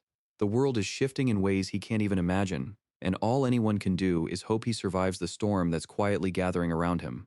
A quick look at the squad stats shows Tanaka's power levels are reaching straight-up ridiculous numbers. With a major skill upgrade on the horizon, the party is looking high tier. The party leaves the battlefield with light steps, humming a cheerful tune while they enjoy the clear skies. Skei-san breaks the peace by noticing someone approaching in the distance. A lone rider on horseback trots up to greet the group. Tanaka assumes it is reinforcements, but the skeleton senses a different vibe from the newcomer. The visitor is revealed to be a bright-eyed young woman who seems genuinely relieved to see them. Our boy is immediately sold on the situation. He can't help but notice how beautiful she is. Tanaka puts on his coolest face and asks how he can help the young lady. She stops to give them a formal thanks for wiping out the dragons and saving her comrades. The traveler looks a bit puzzled by their strange energy. Tanaka starts overthinking and worries she might realize they were the ones who flattened the other soldiers. A wave of relief hits him when he realizes she has not caught on to their mistakes. She introduces herself as Taisei from the Western National Alliance Army. Tanaka is shook by the girl's name. He completely misreads the situation. Thinking she is a high-ranking colonel, he is genuinely impressed by her supposed talent at such a young age. Not wanting to look like a scrub, he strikes a pose and declares himself a sergeant. He just picks a rank that sounds cool to make a good first impression. The companions get dragged into the bit too. Skei-san is dubbed the Lance Corporal, while the muscular Kaku gets labeled as a corporal to fill out the squad. Taisa is totally sold on the new titles. She thinks these are their real names, unaware that Tanaka just accidentally demoted his entire team below her supposed rank. A new voice joins the conversation as a figure on horseback prepares to introduce themselves. Taisa looks back, clearly happy to see a familiar face. Taisa's brother makes a grand entrance, and he is way too handsome for Tanaka's liking. Seeing the sibling duo together, our boy's petty jealousy levels start spiking immediately. The newcomer introduces himself as Shosa, a commander in the Western Alliance Army. He offers a sincere thanks to the party for the rescue. Tanaka plays it cool, telling Shosa he was just defending himself during the dragon attack. On the inside, he is completely obsessed with the fact that the younger sister actually outranks her older brother. Seeing our boy's odd expression, Shosa mistakenly assumes they share the same trauma of being surpassed by a talented sibling. This pity actually causes Shosa's friendship levels to spike, making him much more open to a peaceful chat. Shosa explains that the Western National Alliance is currently locked in a brutal war with the Gokuri Republic. He tries to switch the topic to his own questions, but Tanaka is still just trying to process the military lingo. The party finally realizes they managed to teleport right into the center of an active war zone. Shosa assures them he has no plans to attack, but he is very curious about what a group this powerful intends to do next. He locks eyes with our hero, dropping the most important question of the day. He needs to know exactly why they chose to wander onto a battlefield in the first place. Shosa gives a stern warning that things will get ugly if they show any aggression. Tanaka just laughs nervously, insisting he is way too smart to pick a fight with an army that hunts dragons for a living. Worried that being honest about teleportation will get them arrested as spies, Tanaka decides to lie. He tells Shosa they are just lost travelers who accidentally stumbled into the war zone while looking for directions. Tanaka realizes he is completely lost and asks the commander to point out their location on a map. Shosa is happy to help, but the reveal is a bit of a shock. Looking at the map, our boy realizes they are worlds away from where they started. He notes that they are right in the middle of a conflict zone while he just wanted a peaceful vacation. He makes a mental note that teleportation magic is way too risky to use again. Unless it is a life or death situation, he is not taking that gamble anymore. While everyone enjoys a decent meal, Shosa drops some heavy lore about how the Troche Kingdom was taken over. It turns out the political situation is even messier than Tanaka thought. Tanaka finally puts the pieces together and understands why this war is happening. He keeps eating while Shosa explains that the local resistance is still fighting back. Shosa gets serious and reveals that the captured royal family members are actually his parents and sister. He is determined to save them, no matter the cost. Tanaka sees right through the emotional story and calls out the siblings for trying to bribe him with food. Shosa and Taisa can only sweat as their plan to recruit the group is exposed. Shosa finishes his pitch and waits for a reaction. After an awkward silence, our boy gets serious. He has one final life-changing question to confirm. He leans in and asks if the commander's sister is actually beautiful. Shosa is so taken aback he just yells out a confirmation. Tanaka nods along like he is listening to a deep lecture about justice. Taisa looks hopeful, thinking they finally found a hero for their cause. Out of nowhere, he hits them with a hard rejection. He starts preaching about how the world is a cruel place. His internal alarm is screaming that joining the army is a trap.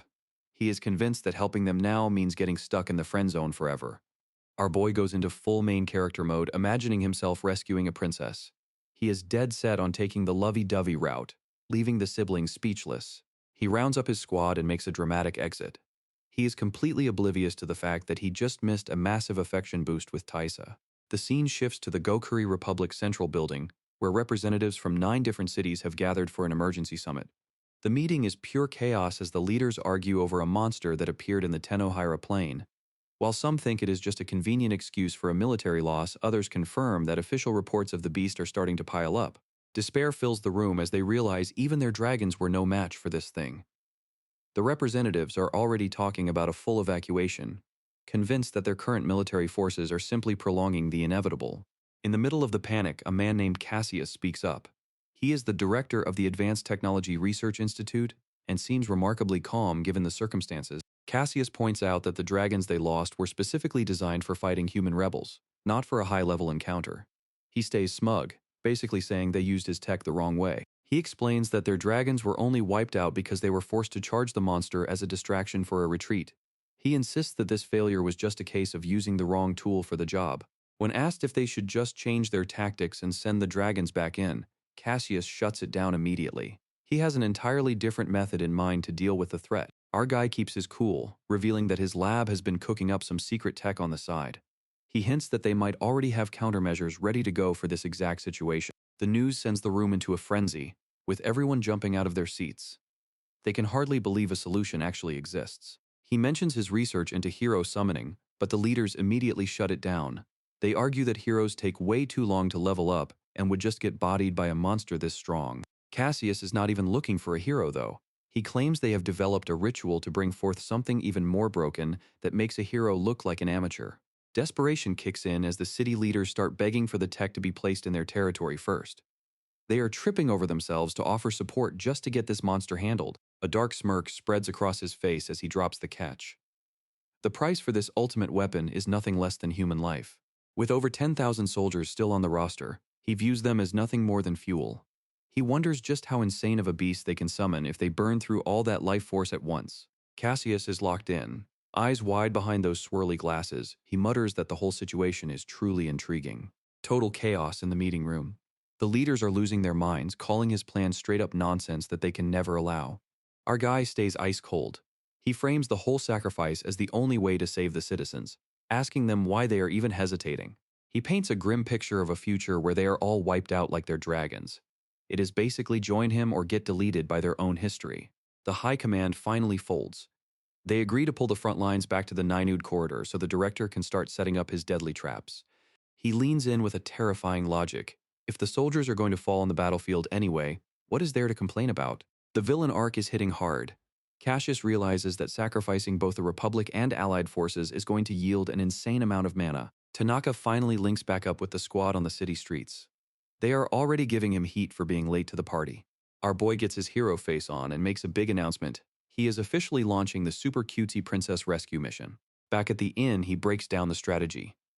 Since a skeleton and a gym bro are too obvious, he is heading out solo to gather information. Fast forward to the end of a long day, Tanaka finally drags himself back to the room as it starts getting dark. Information report time. He located the royal family, but the local army is already mobilizing their troops. Absolute despair sets in. If the military beats them to the princess, his dreams of a romantic rescue event are totally cooked. The team tries to keep him motivated. Kaku tells him not to sweat it and just go even harder tomorrow. The sun rises on a brand new morning in the city. Tanaka hits the streets in his most flamboyant fit to begin his legendary intel gathering mission. He puts in the work by sipping milk at taverns, lurking in academy bushes, and catching live performances at the theater. Our guy even finds time to join the local cheer squad to experience the true meaning of teamwork. After his supposedly fulfilling days, the squad finally sits him down to ask for a real progress report. Tanaka keeps it 100 and admits he hasn't learned a single thing because he was too busy slacking. Ski-san finally calls it out and asks if they are ever going to launch the cutesy lovey-dovey mission. Tanaka explains that saving a princess is abyss mode level difficulty. He is sweating and blushing while trying to sound cool about it. Guys, we have to bear with him. Ski-san ignores the dramatics and asks for the actual move. Our boy has a total breakdown and shouts that they should just pack it up and head back. He starts dancing through the room in a festival robe while his squad watches him lose his mind in silence. Tanaka officially starts his journey back to the Empire while everyone reacts in shock. Elsewhere, the vibe shifts to a battlefield where Shosa looks out over the field as storm clouds gather. The commander tracks the enemy's strange movements while his sister Taisa notes their steady progress. They are cutting through the corridor with the capital finally within their reach. Shosa takes a heavy moment to remember his parents and sister. He stares into the distance and tells himself to have just a little more patience. With the target in sight, he raises his hand and yells for the army to advance. Ancient legends claim the old royals were on speed dial with the gods. Turns out their blood holds deep mysteries that nobody has even scratched the surface of yet. Casius is being a straight menace, asking this girl how it feels to swing a staff powered by her parents' souls. He tells her to cherish that royal blood because you can't just find it on every street corner. Our guy was planning to take his sweet time with this evil arc, but some monster crashed the party and ruined the vibe. He is not even stressing though, since he already finished his main goals anyway. Now he is just ready to sit back and watch this final battle pop off. The battlefield turns into a slaughterhouse as Casius demands more blood for his experiments. Every life lost is just another step toward completing his twisted research. Shosa leads the charge with a roar, ordering the Western Alliance to strike. The front line explodes into chaos as they tear into the Republic forces. From the safety of his tower, Casius has the best seat in the house for the slaughter. He is clearly enjoying the view while the two armies tear each other apart. The reports coming in from the field are nothing but bad news. The front line is on the verge of total collapse and the troops are desperate for actual leadership. Casius feigns ignorance, claiming a simple researcher has no business giving military commands. The soldiers are left baffled since he is technically the one holding supreme authority. His only order is for everyone to fight until they die. He is not even trying to hide the fact that he is using the mounting body count to fuel his secret experiments. Shosa carves a path through the enemy lines on horseback looking for his target. Back at the base, Taisa can only watch her brother's reckless advance with a heavy heart. The terror is real as Shosa crashes straight into the heart of the enemy camp. The opposing commander is already throwing in the towel, begging for mercy while the battle is still raging. Shosa is going full beast mode, screaming at the enemy to surrender because they are completely boxed in. He tells them it is over, and they have zero chance of winning this fight. Away from the front lines, Casius is being a straight menace while greeting what is left of the royal family. He has a massive grin while the royal girl stands beside him with empty eyes. Casius leans in with a creepy smile to ask Shosa if he is really the one in charge of the Western Alliance. Our boy is caught off guard by the sudden vibe shift and can only stare in confusion. Taisa recognizes the girl and screams out to her sister in a total panic. Casius just laughs, telling them that this emotional reunion is not going to change their fate. Shosa is losing it and demands that the researcher gets his hands off his sister. Casius just smiles and reveals that the girl is no longer a princess, but has been turned into his loyal subordinate. He starts gaslighting them about their history, asking the siblings if they ever wondered how they conveniently escaped 5 years ago. They both look haunted as they realize their survival was just a part of his plan. The researcher is just a shadow now as he admits he was hunting for royal blood for his experiments. He could not just kill them because they were too important, so he had to play the long game. Casius explains how he discovered the enemy royals were planning a secret escape. It was the perfect moment for him to make his move. He admits that the chase actually thrilled him. The researcher did not care if the family died during the capture, as long as he secured his targets. A flashback reveals the royals desperately running through a dark stone tunnel. Young Shosa pushes them forward, certain they are finally close to the exit. The boy suddenly stops and looks back in confusion. He realizes his parents have stopped running and are standing still in the corridor. The parents make a heartbreaking decision to stay behind. They tell the children to go on alone and promise to join up with them later. The kids are completely devastated by the news. They scream out for their parents, unable to accept that they are being left behind to face the enemy. The mother turns to the older sister, Aisa, with a final request to protect the others. Despite the pain, Aisa accepts the burden and promises to take care of them. The parents shared a final heartbreaking smile while the children were dragged away into the dark. Back in the present, Casius casually mentioned that he actually received a special proposal from their parents that day. He explained that they traded the kingdom and their own lives for their children, mocking the very idea of parental sacrifice. The researcher leaned in, his swirly glasses reflecting a cold, twisted joy as he called the tragedy a truly emotional story. Shosa reached his breaking point and screamed, demanding to know why the deal did not include their sister. With a casual shrug, he admitted to changing the script for a better show, forcing the princess to kill her parents to buy her siblings freedom. He told the grieving commander to be grateful for the performance as Shosa lunged forward in a blind rage. Casius flexes his masterpiece, revealing he used an enslavement tool to keep Princess Isa from wasting away after her mind broke. He calls this twisted puppet his pride and joy. With a manic grin, he declares that everyone is about to be destroyed by the masterpiece he is about to create. Isa looks like a hollow shell as magic circles begin to flare around her. A shockwave tears through the battlefield, sending soldiers flying like rag dolls as a magic circle appears in the sky. In the middle of the chaos, the princess can only watch in horror as the world erupts around her. Casius just keeps laughing, bragging about his magic being the perfect fusion of the secret arts from two different kingdoms. He is obsessed with the raw power he is holding in his hands. He explains the gruesome cost of his ritual, trading blood and life to summon and control a demon god. According to him, this ultimate summoning will bury any monster or enemy in an instant. A pillar of light erupts toward the sky as the ritual reaches its peak, leaving the onlookers in shock. Something terrifying begins to take shape within the blinding energy. Instead of a world-ending beast, the smoke clears to reveal our boy Tanaka just sitting there looking lost. He lets out a confused sound, wondering how he ended up in the middle of a war zone. Rewinding 30 minutes to the squad trekking back home. Skei-san is the only one asking the real questions about their early retirement. Our MC is already back in corporate slave mode. He is stressing about buying the perfect souvenir for his boss while Kaku just gives him the side-eye. He is actually being logical for a change. There is no point in hanging around a dangerous war zone when he has zero stake in the fight. Out of nowhere, he starts glowing like a neon sign. Before anyone can process the light show, he just blinks out of existence. Fast forward to the present moment, he is just sitting in the dirt with zero clue how he got there. Panic as he realizes he has been teleported again. The gross wet feeling under his foot is definitely not helping the vibe. This man is out here screaming for his bodyguards like a lost child. He is terrified to be alone just as some familiar soldiers recognize him. Casius and his crew are shook as they spot our boy Tanaka in the distance. The military siblings recognize their favorite hero immediately as he just stands there looking confused. Shosa calls it, the summoning was a total fail and the war is basically over. Casius isn't panicking though, he's just hit with a sudden realization. Shosa demands his sister's release with zero chill. Instead of being scared, Casius just starts grinning like a villain who just found a better toy.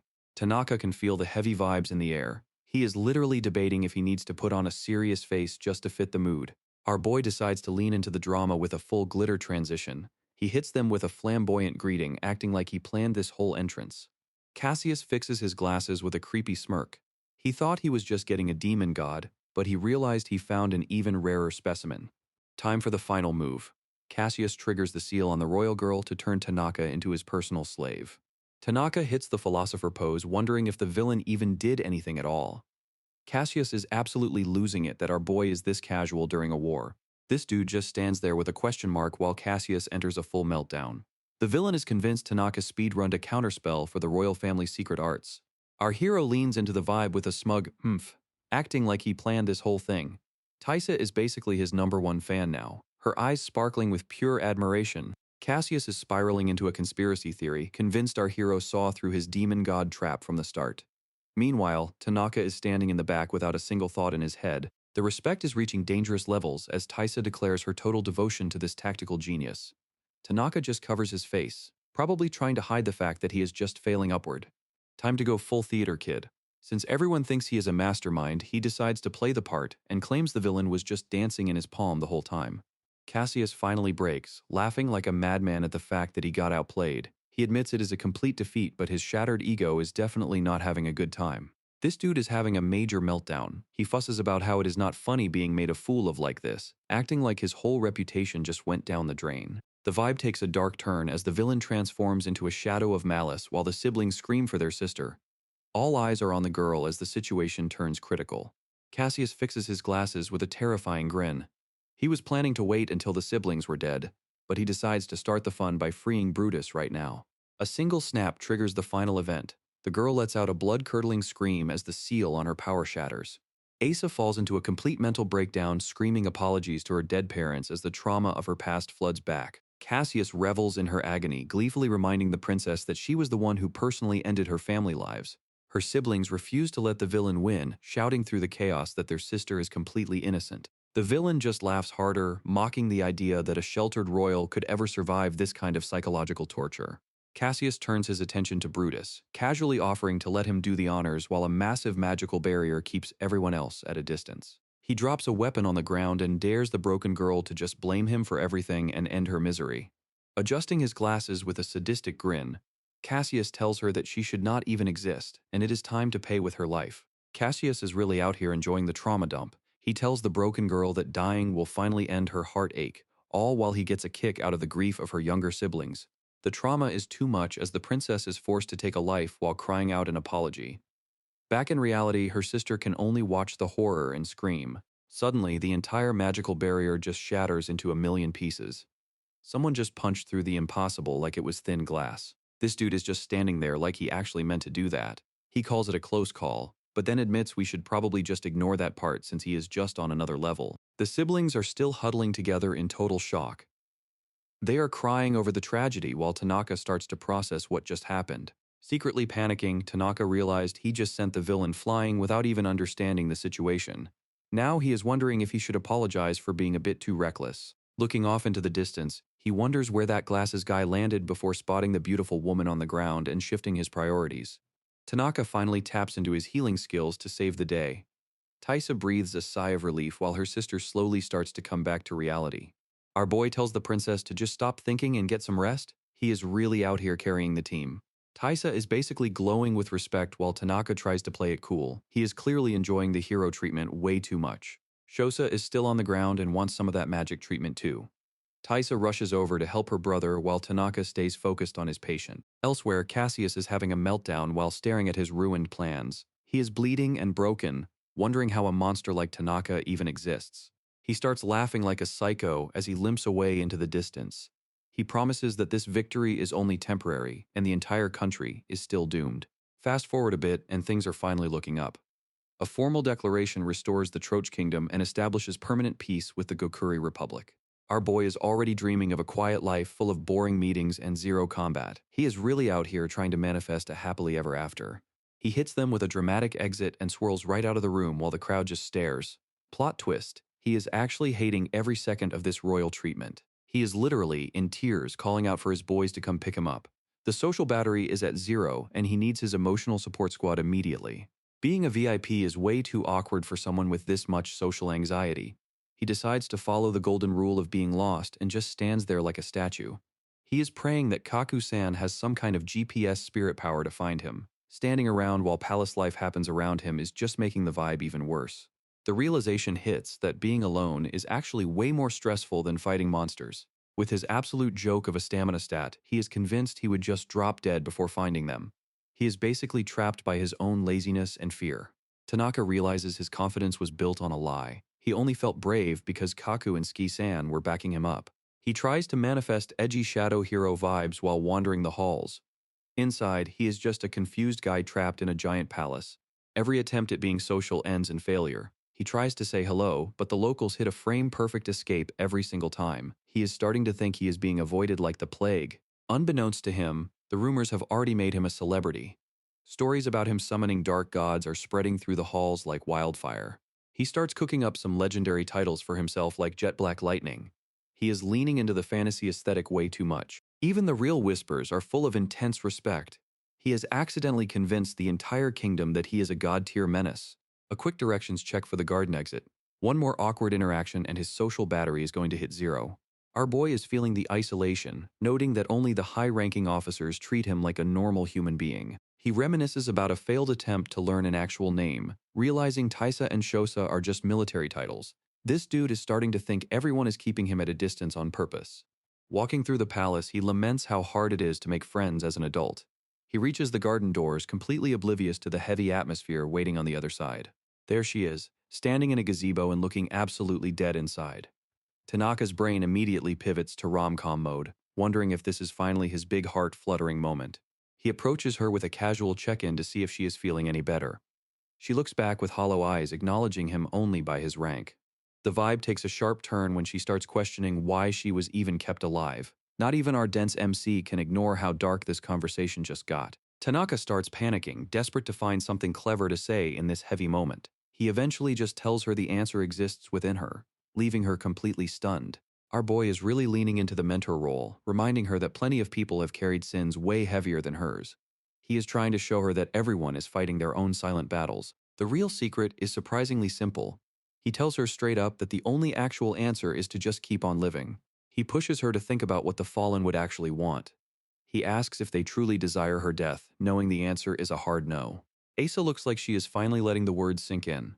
The weight of her parents' actual wishes is starting to hit differently.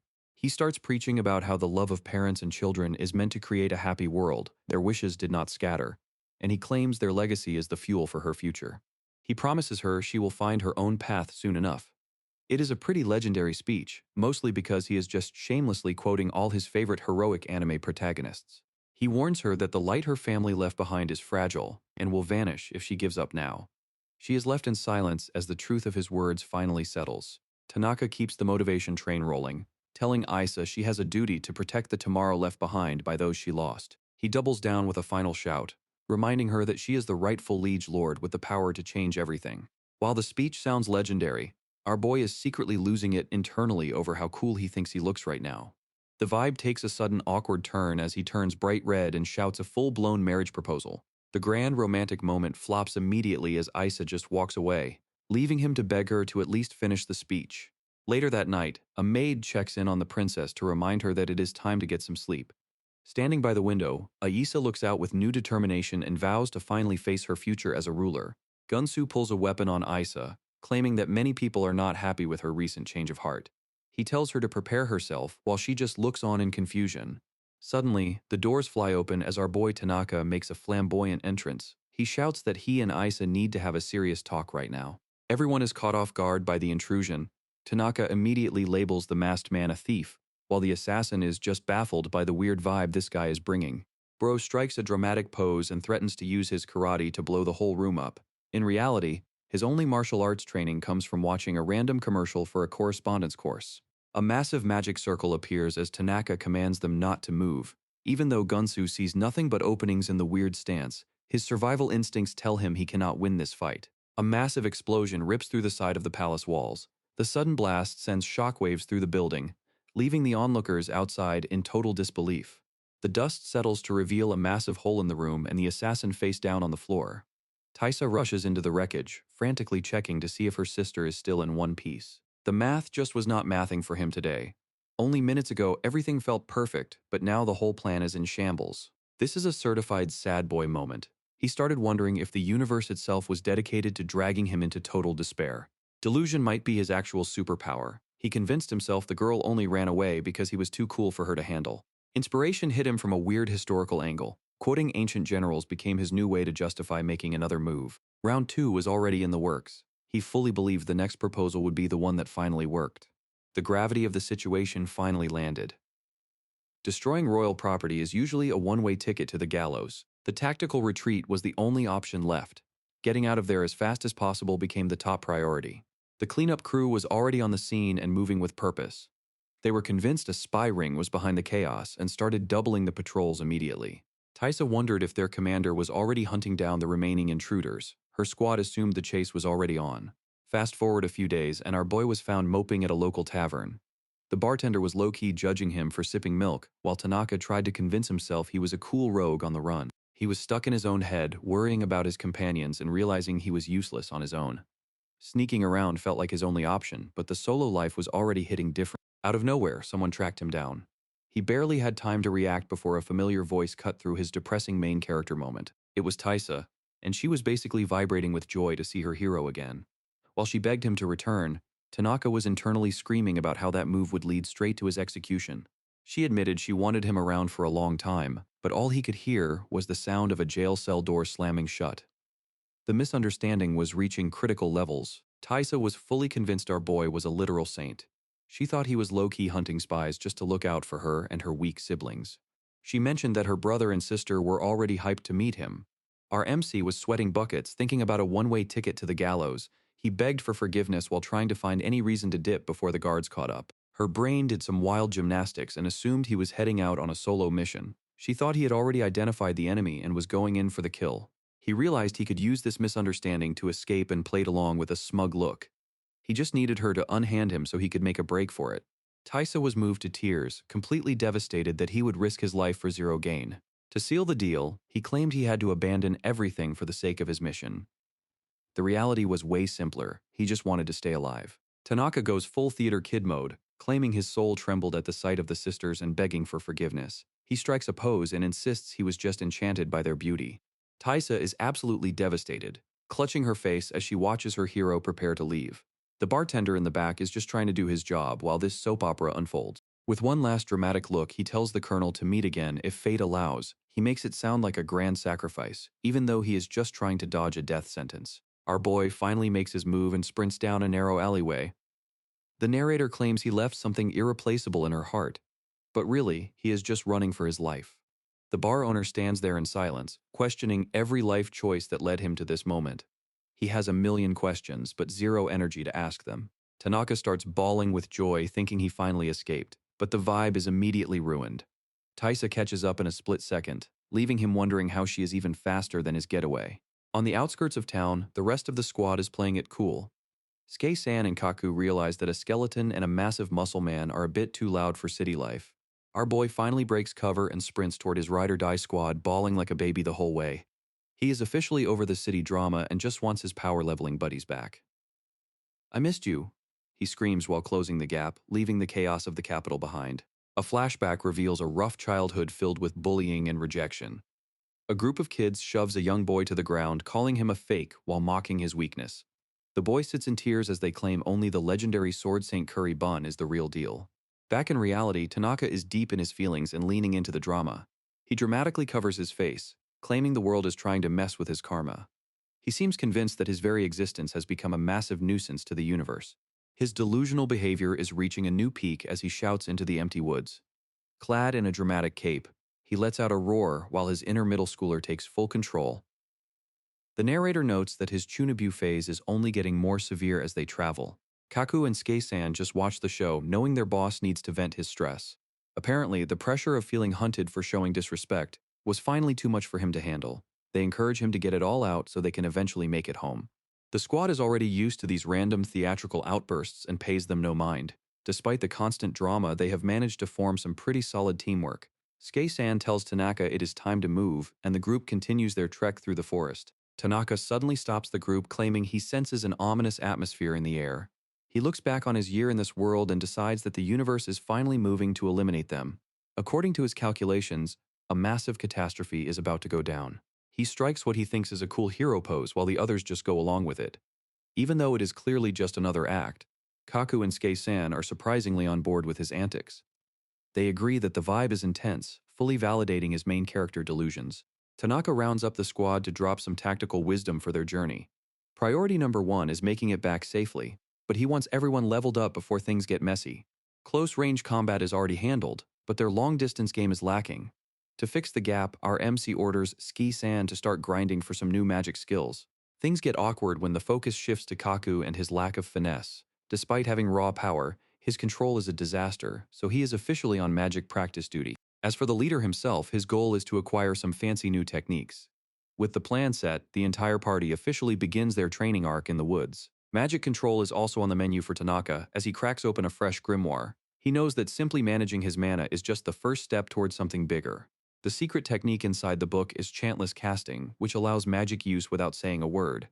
While it lowers power, our boy sees it as a major win for his situation. Even with the silent skill, he still plans to shout out stylish chants just for the cool factor. The narrator can only laugh at this level of commitment to the aesthetic. Tanaka discovers another trick in the book. Multicasting lets him fire off several spells at once, even if it nerfs his raw magic power.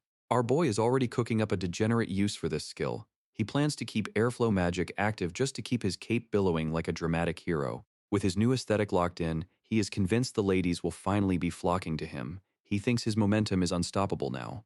Tanaka strikes a pose and shouts for the world to witness his upcoming harem era. Skei-san just watches from the side, completely over his boss's antics. Elsewhere in the woods, a high-rank warrior is absolutely tearing through a pack of monsters. The local adventurers can only watch in awe as he clears the field like it is nothing. The rookie makes the mistake of comparing him to the legendary sword saint, Curry Bun. Apparently that is a very sensitive topic for the veteran warrior. The warrior stops dead in his tracks and drops a cold warning. Apparently being called a snack is the fastest way to get on his bad side. After the awkward encounter, the high-rank warrior doesn't stick around for the praise and simply walks away. The local adventurers scramble to apologize for the offense while thanking him for clearing the area. Even as he leaves, the veteran can't help but feel a lingering annoyance at being compared to his legendary rival. He clicks his tongue in frustration as the mention of the sword saint continues to haunt his pride. Switching gears to a local tavern, the bartender wipes down the counter with a blank stare. He has no clue what a police force is and tells the customer he has never heard of such a thing. Our boy is currently incognito at the pub, trying his best to gather intel like a seasoned investigator. He casually asks if there are any local heroes maintaining order, though he prioritizes a fresh refill of milk over the actual conversation. The news isn't great, as the bartender explains that all the competent security has been drafted into the army. Apparently, the town is currently scraping the bottom of the barrel with E-rank leftovers handling the minor guild requests. When Tanaka asks what happens if a real threat shows up, the barkeep admits they just pray for a passing high-rank adventurer to save them. If that fails, their only backup plan is to call in the actual military. A wave of relief washes over our MC as he realizes the local law enforcement is basically non-existent. He celebrates his small victory, glad to know he hasn't ended up on a wanted poster after his recent palace-shattering accident. The bartender tried to keep things chill, mentioning that an A-rank adventurer was currently in town to handle any real trouble. According to him, there was absolutely nothing to worry about. Right on cue, a heavy hitter stepped through the doors with an aura that screamed main character energy. Our boy barely even looked up from his milk as the veteran warrior made his grand entrance. This dude marched straight to the bar and slammed his fist down, demanding the strongest drink in the house. The vibe in the room shifted immediately as everyone realized a high-level player had just arrived. Some local drunk tried to get friendly, joking about the warrior being an E-rank leftover and thanking him for being a human shield. Tanaka just watched the awkward interaction from the side. Glad he wasn't the one getting roasted for once. Seeing the warrior's dark mood, our MC felt a strange wave of sympathy for the guy.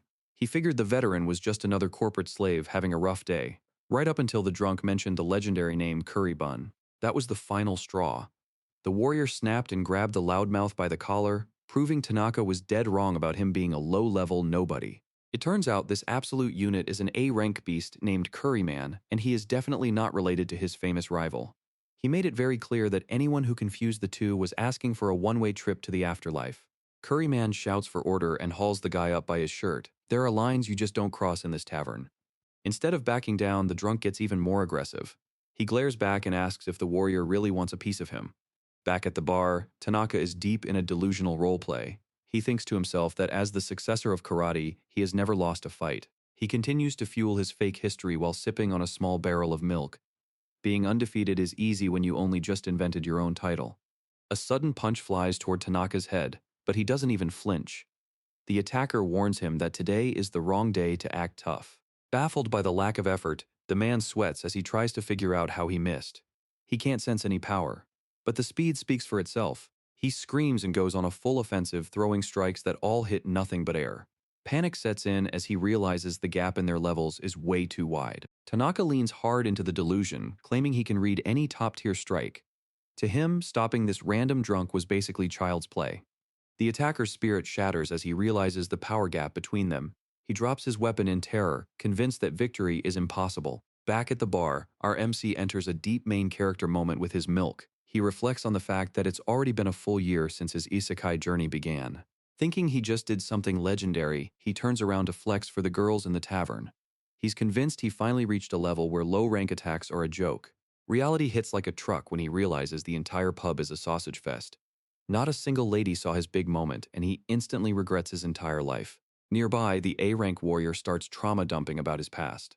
He reveals he was bullied for his name, which is the only reason he trained to become a unit. The veteran admits that the teasing still keeps him up at night. Tanaka just watches him with a look of pure second-hand embarrassment. Tanaka is stuck in a deep shower thought about the hierarchy of snacks while he sips his milk. He figures that since curry-steamed buns have a shorter history, they are basically just juniors in the food world. The veteran finally snaps out of his trauma dump with a sheepish grin. He tells Tanaka to just forget everything he said because he was probably just being a bore. Our MC hits him with the ultimate bar philosopher line. He tells the guy that a tavern is the one place where a man can finally drop the act and show his true weaknesses. The mood shifts when the warrior asks if Tanaka has ever encountered a real hero. He admits he actually tried to join the hero's party recently, but he got rejected faster than a bad job application. He really thought that hanging out with a world-saving legend would help him fix his own life. Tanaka starts to realize that this entire identity crisis was actually coming from a place of deep insecurity. Tanaka starts reflecting on his own life back when he was just another tired salaryman in Japan. He remembers the old man mentioning that the hero seemed like a pretty impressive young guy. He recalls seeing a handsome student walking right in front of him back on Earth. The kid was popular and friendly with all the girls, clearly living his best life before everything changed. He realizes that the popular kid from back home must have been the one summoned as the hero. Tanaka starts getting ahead of himself, thinking that, as the elder, he should probably try to be the bigger man and mentor the kid. He imagines there is a massive gap between the hero's past life and this new fantasy world. Tanaka mentions how cocky the kid used to be. The veteran warrior is stunned that this random guy actually knows the legendary hero. Tanaka keeps the act going, reminiscing about how he thought the kid was too shallow to ever make it as a real warrior. He admits that the rookie has probably grown up quite a bit since their days back on Earth. The veteran completely loses it, slamming the table while demanding to know who Tanaka actually is. Our boy just keeps sipping his milk like it is a normal Tuesday. He casually labels their relationship as a simple hometown connection. Since he was a working adult while the kid was just a student, he figures he is basically the hero's life mentor. The warrior is fully sold on the lie, convinced he is standing in the presence of the hero's mentor. A strange premonition washes over him as he looks at this mysterious milk drinker. Tanaka is radiating elite mentor vibes in Curryman's vision, looking like a saint surrounded by flowers while being labeled as kind and strong. The warrior is deeply moved by the encounter, convinced that meeting a man this legendary is the sign he needs to change his life. Our boy gets real for a second, claiming that even following a hero or a saint won't give you everything, since he still hasn't found a girlfriend. He tells him that he is already walking a unique path with his own strength. Tanaka hits him with a food metaphor, saying that curry buns and curry men are both great and that being different is a good thing. The warrior has a major breakthrough, deciding he will no longer fear being compared to others now that he has found confidence in his own title. Feeling inspired, he tells Tanaka he can no longer just sit still and sets off to make his name famous. Curryman asks if our boy is setting off on a journey. After a simple nod, the warrior gets super serious and asks if he can work alongside him one day. Tanaka keeps the act going and tells him he will be waiting for that day. Our MC basically gave this guy a whole new reason to keep training. Back at the bar, the bartender is feeling emotional over the young guy's departure. Tanaka just sips his milk and agrees that it stirs the heart. The tavern is buzzing with a weirdly intense energy. Everyone is suddenly inspired to chase their own dreams after witnessing such a legendary encounter. Our boy decides to shift the conversation. He turns back to the bartender with a random question. Tanaka asks if the old man actually knows what the hero looks like. The question hits so hard that the bartender literally falls over in shock. The whole vibe shifts as the patrons realize Tanaka might have been capping. If he is the mentor, he should definitely know the hero's face. The guild is losing their minds because their top fighter just dipped. Everyone is crying and screaming for Curryman to come back as he vanishes into the distance. It turns out he is way faster than anyone gave him credit for. A strange destiny is pulling these paths together. Even though their lives are about to intersect, they still know nothing about it. While our boy keeps chilling, the pieces are moving into place for a major collision. Our boy decides it is time to upgrade his movement speed, so he stacks levitation and airflow magic on himself. Making things float is apparently just a basic utility spell for him. The magic works perfectly, and he starts zooming through the air in top-tier form. Skei-san and Kaku can only watch from below while their leader takes off into the sky. Even with the display of flight, the squad is not exactly losing their minds. Kaku thinks floating around is kind of mid, and they just aren't that impressed with the show. Elsewhere, the scene shifts to the main sanctuary of the Purin Church. This fortress in the mountains is where the people worship their supreme god Morinaga. This organization is the largest religious group in the world and is closely protected by the kingdom. It is the primary spot for anyone looking for a divine blessing. Crowds of believers flood the halls every single day to offer up their prayers. The entire atmosphere is thick with tradition and religious energy. But deep inside the bustling temple, there's a quiet hallway where only a select few are allowed to enter. This restricted zone leads directly to the inner sanctum. Casius is found kneeling alone in the center of a grand cathedral, offering up prayers to the empty air. A stern voice breaks the silence, demanding to know why he has returned so soon. The winged warrior known as Angel Caramel towers over the researcher, her presence nearly suffocating. She does not waste any time on pleasantries and immediately asks the sweating mess if he failed his mission. Scrambling for an excuse, Casius admits things were a bit messy, but insists their primary research was a success. He claims they have already prepped 500 dragons along with a horde of enhanced monsters to prove it. He throws himself into a full prostration, blaming an unexpected demon god for derailing his master plan. He begs for a moment to explain the monster that forced his entire unit to withdraw ahead of schedule. Angel Caramel is unimpressed, viewing any monster as trash compared to the power of her lord. She finds it insulting that he wants her to waste her time listening to such a pathetic report. Pleading for his life, Casius produces a vision of Tanaka, who looks like a villain in this distorted memory. In the projection, our boy is grinning and claiming the world belongs to him and his harem. The presentation shifts to the ominous skeleton Skei-san, while Caramel watches with a cold, silent stare. Casius has a meltdown in the background, haunted by the menace he encountered on the field. Casius is doing the most, swearing this demon god can wipe out entire armies with a flick of his wrist. Caramel tells him to pipe down, But even she cannot ignore the vision of Tanaka treating an unenhanced dragon like a fly. The report gets even wilder, claiming our boy was out here flexing flight and wind magic at the exact same time. In this distorted memory, Tanaka is acting like a final boss, laughing about how he has conquered the skies and is coming for the gods. Caramel has finally seen enough, and her cold stare shows she has officially taken the bait. She declares herself the sword of the gods, ready to delete anyone who dares to stand in the way of her master. While these high-level villains plot his doom, Tanaka is back to being clueless about the drama he started. The Western Region Guard, just as the old man from the tavern mentioned, is supposed to be a high-level security unit. But for the first time in their lives, these soldiers were actually shaking before an insane presence. Clad in pitch-black robes with a massive scythe, the squad looked exactly like the rumored demon gods. The dark cloak and even the black panties really helped sell the whole terrifying aesthetic. The guards could hardly believe their eyes as they stared at the legendary figures. These were the ones who supposedly quelled the chaos in the Western region with pure power. If actual demon gods were appearing here, it could only mean one thing. Everyone started wondering if a brand new disaster was about to break out. Meanwhile, Tanaka turned to his crew and asked if they saw the big reaction they just got. Skei-san and Kaku were both totally in on it. Our boy was convinced the guards were just mesmerized by his sheer coolness. He figured a dramatically fluttering cape is basically essential for anyone who really gets the vibe. Kaku was not about to let the cape take all the credit, shouting that the guards were clearly just mesmerized by his peak physical form. Tanaka had to play mediator before his crew started a literal riot over who was cooler. But even Skei-san could not help siding with the muscle argument. The little skeleton went silent after that, clearly deep in his feels about the whole situation. It is not every day the skeleton asks for a favor, so when he begged for a mask to look more dignified, Tanaka was actually pretty surprised. Our boy figured that since the skeleton was officially a year old now, it was probably time for him to start caring about his drip. After promising to buy some epic gear at the next town, the whole squad was finally back on the same page and ready to look legendary. While Tanaka teased Kaku for acting like a total tsundere, the actual soldiers nearby were just standing there in absolute confusion. The guards decided that trying to understand this group was a lost cause, concluding that their power level was just on a completely different planet today. Just when things were looking up, a swarm of dark creatures filled the sky. Tanaka squinted at the horizon, recognizing the ominous figure of a black dragon he had seen before. The group realized their path was blocked by a potential military scout unit. Tanaka started sweating as they discussed whether the soldiers were looking for them specifically. Suddenly, our boy regained his confidence with a classic smug grin. He boasted that his years of binging anime and games gave him the ultimate tactical edge over any obstacle. Skei-san was immediately impressed, pressing his bony hands together in pure admiration. Kaku was ready for some high-level strategy, asking exactly what the master had in mind. Pointing forward with zero hesitation, Tanaka announced his grand master plan. He shouted for the crew to just turn around and take a detour.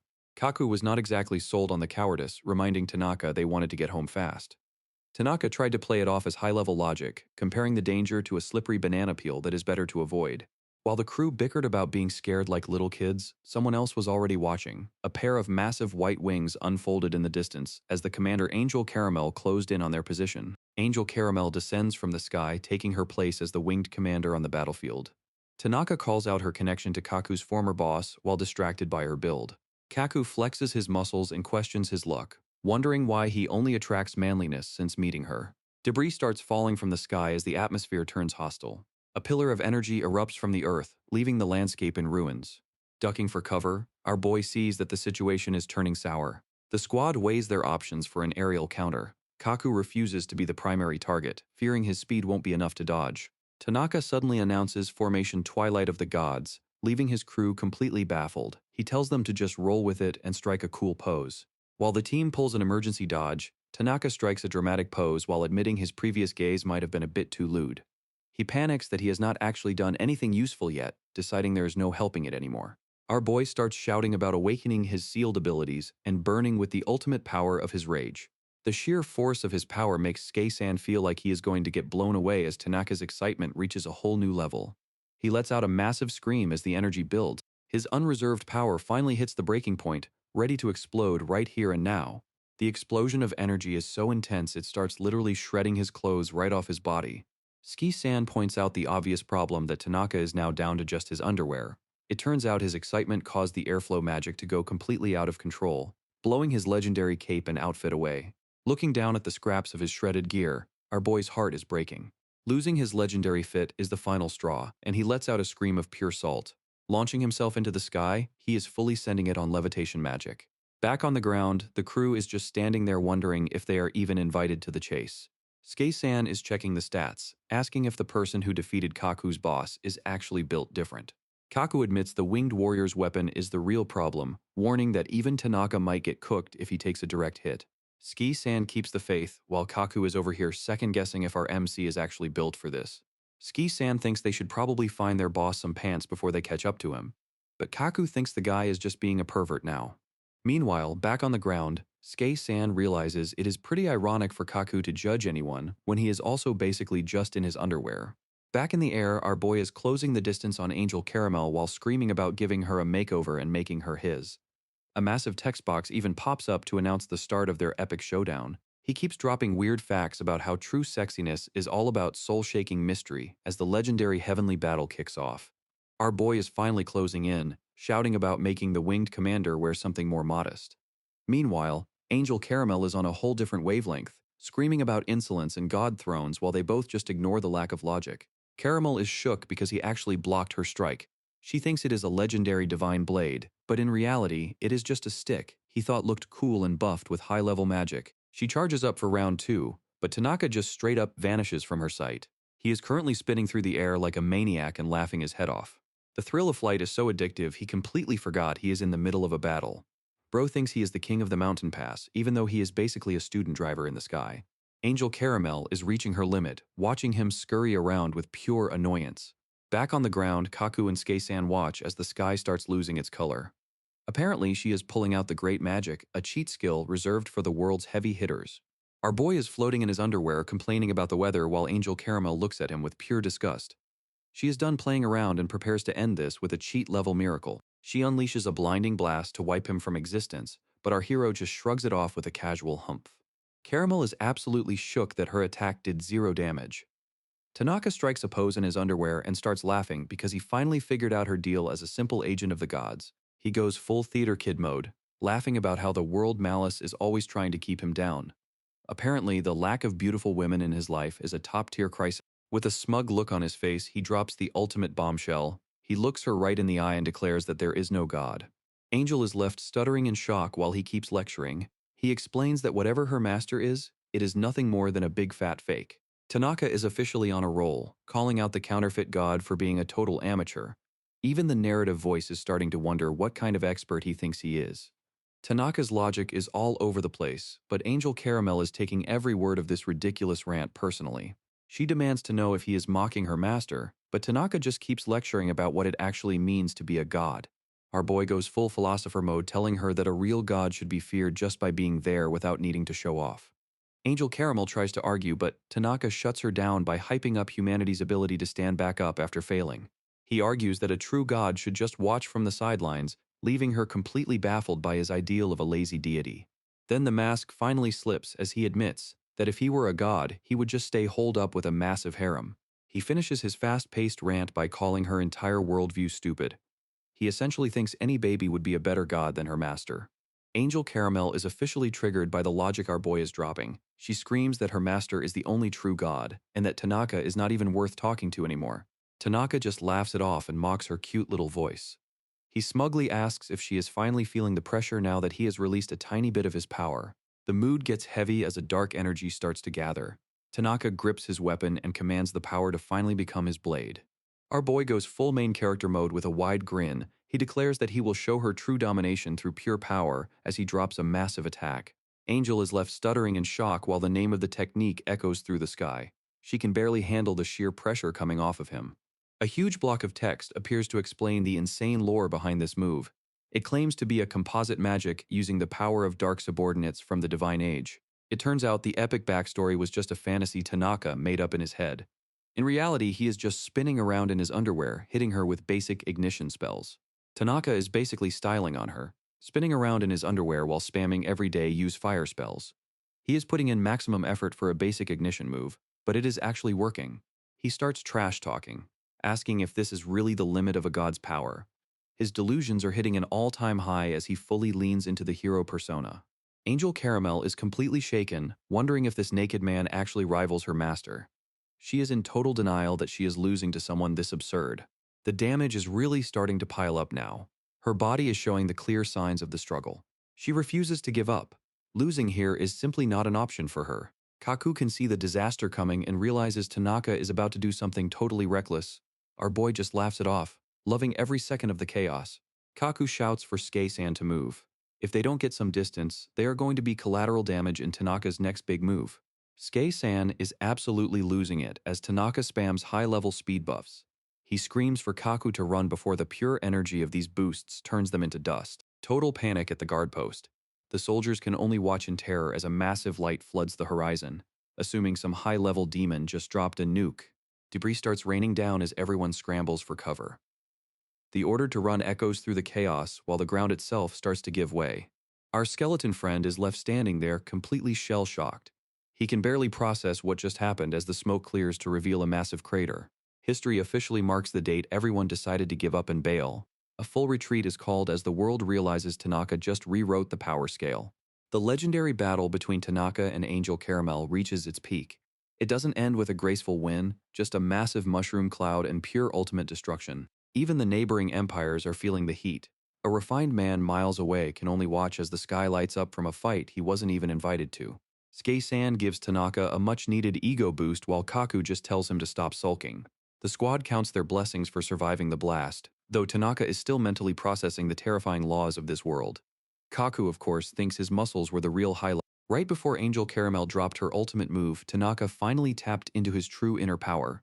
A massive hamster aura materialized above him as he prepared for the worst. Turns out hamsters are actually the most timid creatures in existence. Since Tanaka harbors the heart of a rodent, his survival instinct is just built different. He started overthinking the whole situation, realizing he probably went too hard on the taunts. Getting hit by that massive spear was definitely not on his bucket list. Instead of a legendary clash, Tanaka turned around and sprinted for his life. Angel Caramel stayed in hot pursuit, charging her spear with pure lightning. Our boy officially broke the power scale by running away with everything he had. The commander was left completely stunned by the sudden retreat. Angel Caramel stares at the sky with her mouth wide open, completely unable to process the sudden power spike. She watches in shock as the world starts to shake around her.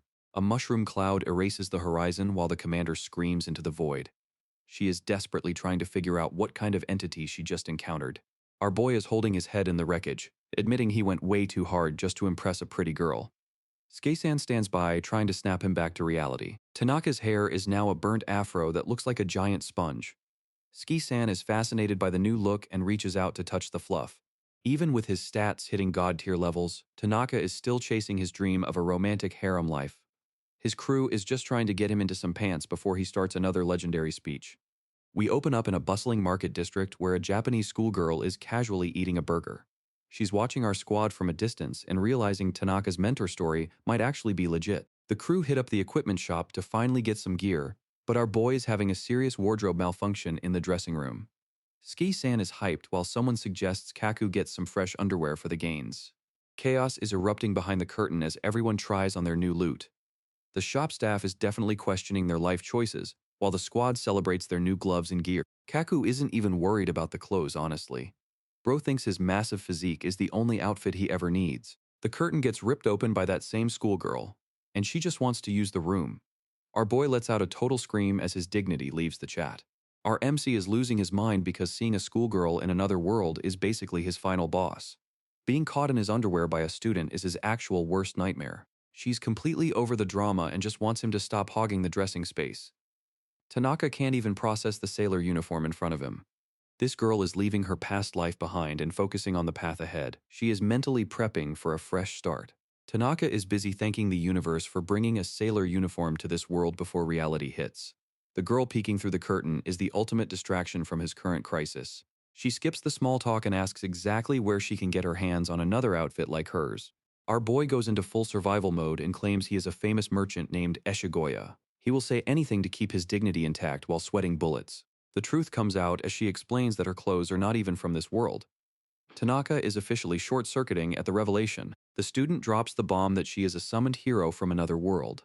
Tanaka is completely lost since he was expecting the hero to be a dude. Our MC points a finger and asks if she is just a crossdresser in disguise. She fires back immediately and insists she is a real girl with zero hesitation. "Oh, I see, you've mistaken me for the hero of the kingdom." Mikoto finally realizes why this dude is acting so weird and clears the air. She grabs a seat and sips her tea. To be precise, she was summoned by the former Gokuri Republic and claims the kingdom's current hero is just an irregularity. A detailed block of text reveals that the Gokuri Republic has been performing hero summoning rituals repeatedly since the Age of Creation. She leans in with a confident smile. Her name is Shikishima Mikoto, and she was the one summoned to this world 2 years ago. Tanaka starts plotting his next move with a devious look. If the kingdom's hero is just a fraud, he can finally focus on building his own harem paradise. Our boy has a meltdown when he realizes he just spoke his harem plans out loud. Mikoto tilts her head, visibly confused by his sudden outburst. He quickly recovers and puts on a smug face to hide the embarrassment. "Oh, well, it is not the age for you to know yet, hero." Mikoto explains that summoned heroes get an insane power boost from the start, essentially turning them into monsters.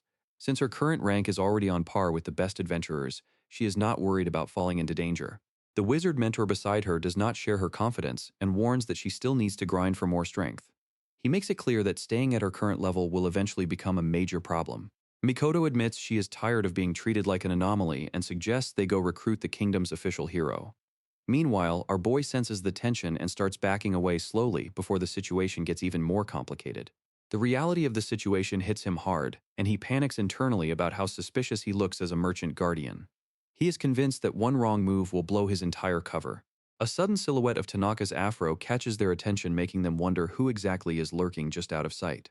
The vibe shifts instantly as they notice the unusual watcher. Tanaka forces a laugh and claims he is just intruding on their chat, waving goodbye with zero dignity left. They recognize him as Eshigoya and watch him make a hasty retreat. As he flees into the distance, Mikoto and the wizard dismiss him as a foolish guy with a very unique sense of style. They do not see him as a threat, but his bizarre outfit definitely left an impression. The news hit Kaku and Skei-san hard. Kaku asks for verification on the existence of two heroes, while Skei-san looks to Tanaka for the truth. Skei-san points out that one of the heroes is a beautiful girl. Mikoto's words about heroes absorbing massive power upon summoning flash through Tanaka's mind. The weight of the situation leaves him wondering how he is supposed to handle this development. Our boy has a complete existential crisis. Realizing his body feels weaker than it did back on Earth, he laments that he is still as weak as a baby. Tanaka mutters that this explains why he has not managed to build his dream harem yet. Concerned, the duo asks him to open up, with Skei-san even offering to lend his skeletal brain to solve the problem. A delusional conclusion takes root in his mind. He is convinced the kingdom's hero is stealing all of his innate charm to enjoy a life with beautiful women while his own stats drain away. Fueled by pure petty jealousy, Tanaka vows to hunt down and defeat the kingdom's hero. His squad notes that their master has found a brand new goal in life, even if it is for all the wrong reasons. Elsewhere, fate begins to move as the hero party senses a presence approaching. Kardovich stops in her tracks, warning the group that something is drawing closer to their location. The fateful meeting is finally here, but the tension is thick enough to cut with a knife. Our boy is giving off some major final boss energy right now. Then the mood takes a sharp turn as his revenge mission completely slips his mind. He just steps forward and offers a friendly greeting like they are old friends. Kamui is caught completely off guard. Hearing his native language out here has his brain rebooting as he tries to process the situation. Instead of a legendary duel, our boy starts moving in on the hero's squad with zero shame. Kamui is forced to watch his life become a nightmare as this weird old man hits on his companions. The friendly facade breaks as the hero party senses the truth about their visitors. A sudden strike forces everyone into combat mode as the realization hits that these guys are not even human. Skei-san is having a total meltdown over his precious mask getting disrespected. Tanaka has to scramble to keep his subordinate from going rogue by promising a shopping trip. Sister Kardovich decides it is time for a reality check. She tells Kamui to step back and prepares to drop a divine nuke called Hell's Carnival right on their heads. Kardovich is left speechless as her ultimate spell is shrugged off by a massive shirtless wall of muscle. Kaku casually flexes, explaining that he just turned the magic off because it was getting annoying and too bright. The high-tier mage can only watch in horror as her peak power is treated like a flickering light bulb. The entire hero party is having a collective mid-battle crisis, while the girls are paralyzed by the sheer absurdity of the situation. Tanaka just stands there looking flustered and wondering how things got so out of hand. Kamui tries to play the reasonable hero, admitting that despite the insane power gap, he does not feel any real hostility from this weird squad. He is struggling to figure out if these guys are legendary threats or just very confusing tourists. We get a glimpse into Tanaka's internal heads-up display where he is completely ignoring the hero because he has zero interest in handsome guys. He is too busy analyzing the girls' reactions while they worry about their leader. Hearing Kamui drop a classic hero line about protecting everyone actually hits home for our boy. He thinks it is a top-tier quote and decides it is finally his turn to say something cool. With zero shame and maximum passion, Tanaka declares that his only responsibility is to be the one getting protected by his companions. He is 100% serious about his cowardly lifestyle, and even the hero is left stunned by the sheer audacity. His loyal monsters are absolutely moved by this display of pathetic honesty. Kaku and Skei-san are practically swooning over their master's words while Tanaka just stands there basking in the weirdly romantic atmosphere. A blinding flash of energy hits the scene, leaving everyone in shock as a mysterious voice screams out with pure hype. Kamui and his squad are completely shook, watching a glowing legendary figure manifest right before their eyes. With zero shame and maximum main character energy, our boy introduces himself as Tanaka and declares his goal of building a pink paradise. The vibe shifts instantly as Tanaka starts sobbing through a dramatic goodbye, leaving the heroes totally confused by the emotional damage. Once they are back on the trail, Tanaka starts wondering where the real hero went and regrets not getting any rumors from the girls.